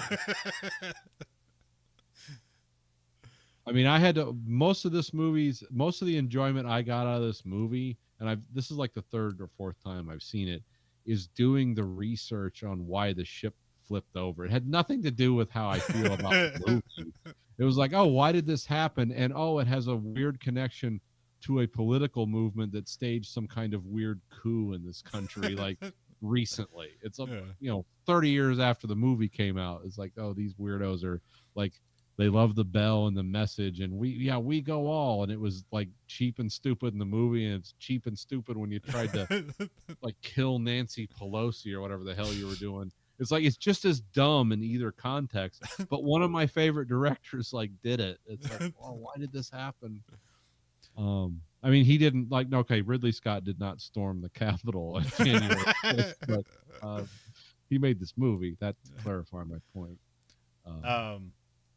But we have cuts of credits, and we have the scene from when they were on that like uninhabited island or just the cool island. And we get like info cards on top of it, and here we get all the people that actually died on the Albatross, which is like 8 or 6 people or something like 6, that. yeah. 6, okay. Yeah. We're in the movie. It's 2 or it's 4. Mm-hmm. And then we get some more info. It's like, so 3 years later, Chuck and Todd went to Vietnam and came back. So again, not elaborated, but it's like, oh, these guys went through a horrible thing and then like got sent to another horrible thing. So yeah, well, they were one of the main characters in Matterhorn, which was a novel we discussed a couple of years ago. They weren't, but yeah, it would have been weird It's like, Yeah. yeah, I almost drowned, and it's like now I'm like trying to storm a hill and deal with the bureaucracy of the Marines in Vietnam. It's like weird. We got to get our kill count up, so we left this left uh this hill, so when we came back there'd be people to kill, so we could get our kill count up. Yeah, I was dealing with Captain Sheldon at sea, and then now I'm fighting math war with what's his name? McNamara. Yeah, me and McNamara are fighting math war. It's like God, these weird old men that come into my life with these bad ideas. And that kind of, I don't know, this is weird. It says like 3 years later, but then we cut back basically in time. In the title credit, it says, in the spring of 1961, the skipper became the first Peace Corps director in Latin America, which I don't really know what that means, but good for him. Peace Corps was something that Kennedy started in the 60s as an alternative to colonialization, which was like something America never really participated in, but kind of benefited from. So instead of like being actual, like we're sending in the redcoats colonialization, we're going to do soft American infrastructure colonialization. Yeah. So, I mean, that's just me being cynical. This guy probably did some nice things, like build some wells for people in South America. Or took the people who do those things to the place to do that. Yeah, do this. He actually awesome. tried to start another one of these schools, but it didn't last very long. Wonder why. It's like, hey, you want to send? Hey, kids, you want to go out to sea with this guy like lost, regardless of whether it's his fault or not? It's like, I don't know if I want to sign my kids up for that. Well, it says in the spring of 61, he gets this Peace Corps thing, which means that he got that job like 3 months later from when this trial happened. Oh yeah. He has experience. Send him in. Also, I wrote Sting sings a song called Valparaiso. Yep. So there's that. Yeah, if you look at Sting's history, he's done a lot of songs for a lot of movies. It's like, why is he here doing that? It's like the money. And Sting is just generally cool. Yeah. Like when he was playing those medieval lutes and stuff that he learned, is like, oh, that's kind of cool and way psychotic, pretentious, but also it's Sting. It's cool. So we're sending a probe into space containing the scenes from the Imperfect Collection that is the Verhoeven Effect. Nathan, what scene from White Squall are we shoving into space? Oh, God. Yeah, and this is going to be a shove. We're going to dry dock this with no Vaseline into space, where we ring the bell in the courtroom. Don't we got? I mean, we got to put the wreck in the right. It's the only good scene in the movie. No, well, but if we want to get the pretentious beauty of this movie, the wreck was the 4.5 minutes of this movie we liked from one of my favorite directors. I don't know if it's one of your favorite directors, but definitely one of my favorite directors. Is like, no, we can't include that because that's really not the whole. That's just a part of the movie we like.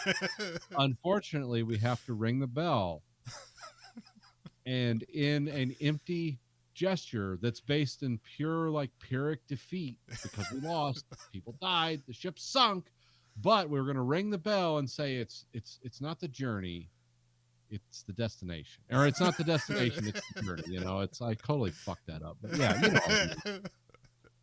it's not the getting there, it's the journey. That's ring the bell, and this is like what we learned along the way. It's not how the Reich ended, it's the friends we made along the way. The Russians. Our Russian friends.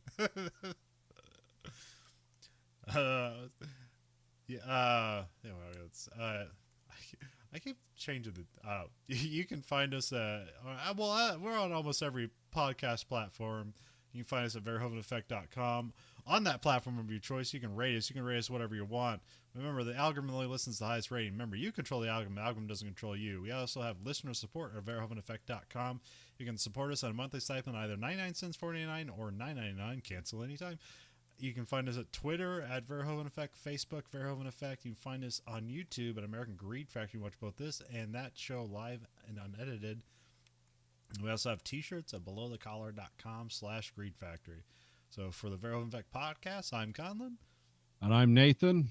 Goodbye, Wait, America. Hmm? one more thing before you say goodbye. Bob Barker died today, Oh. and he came as close to $1 as you can get. Goodbye, America.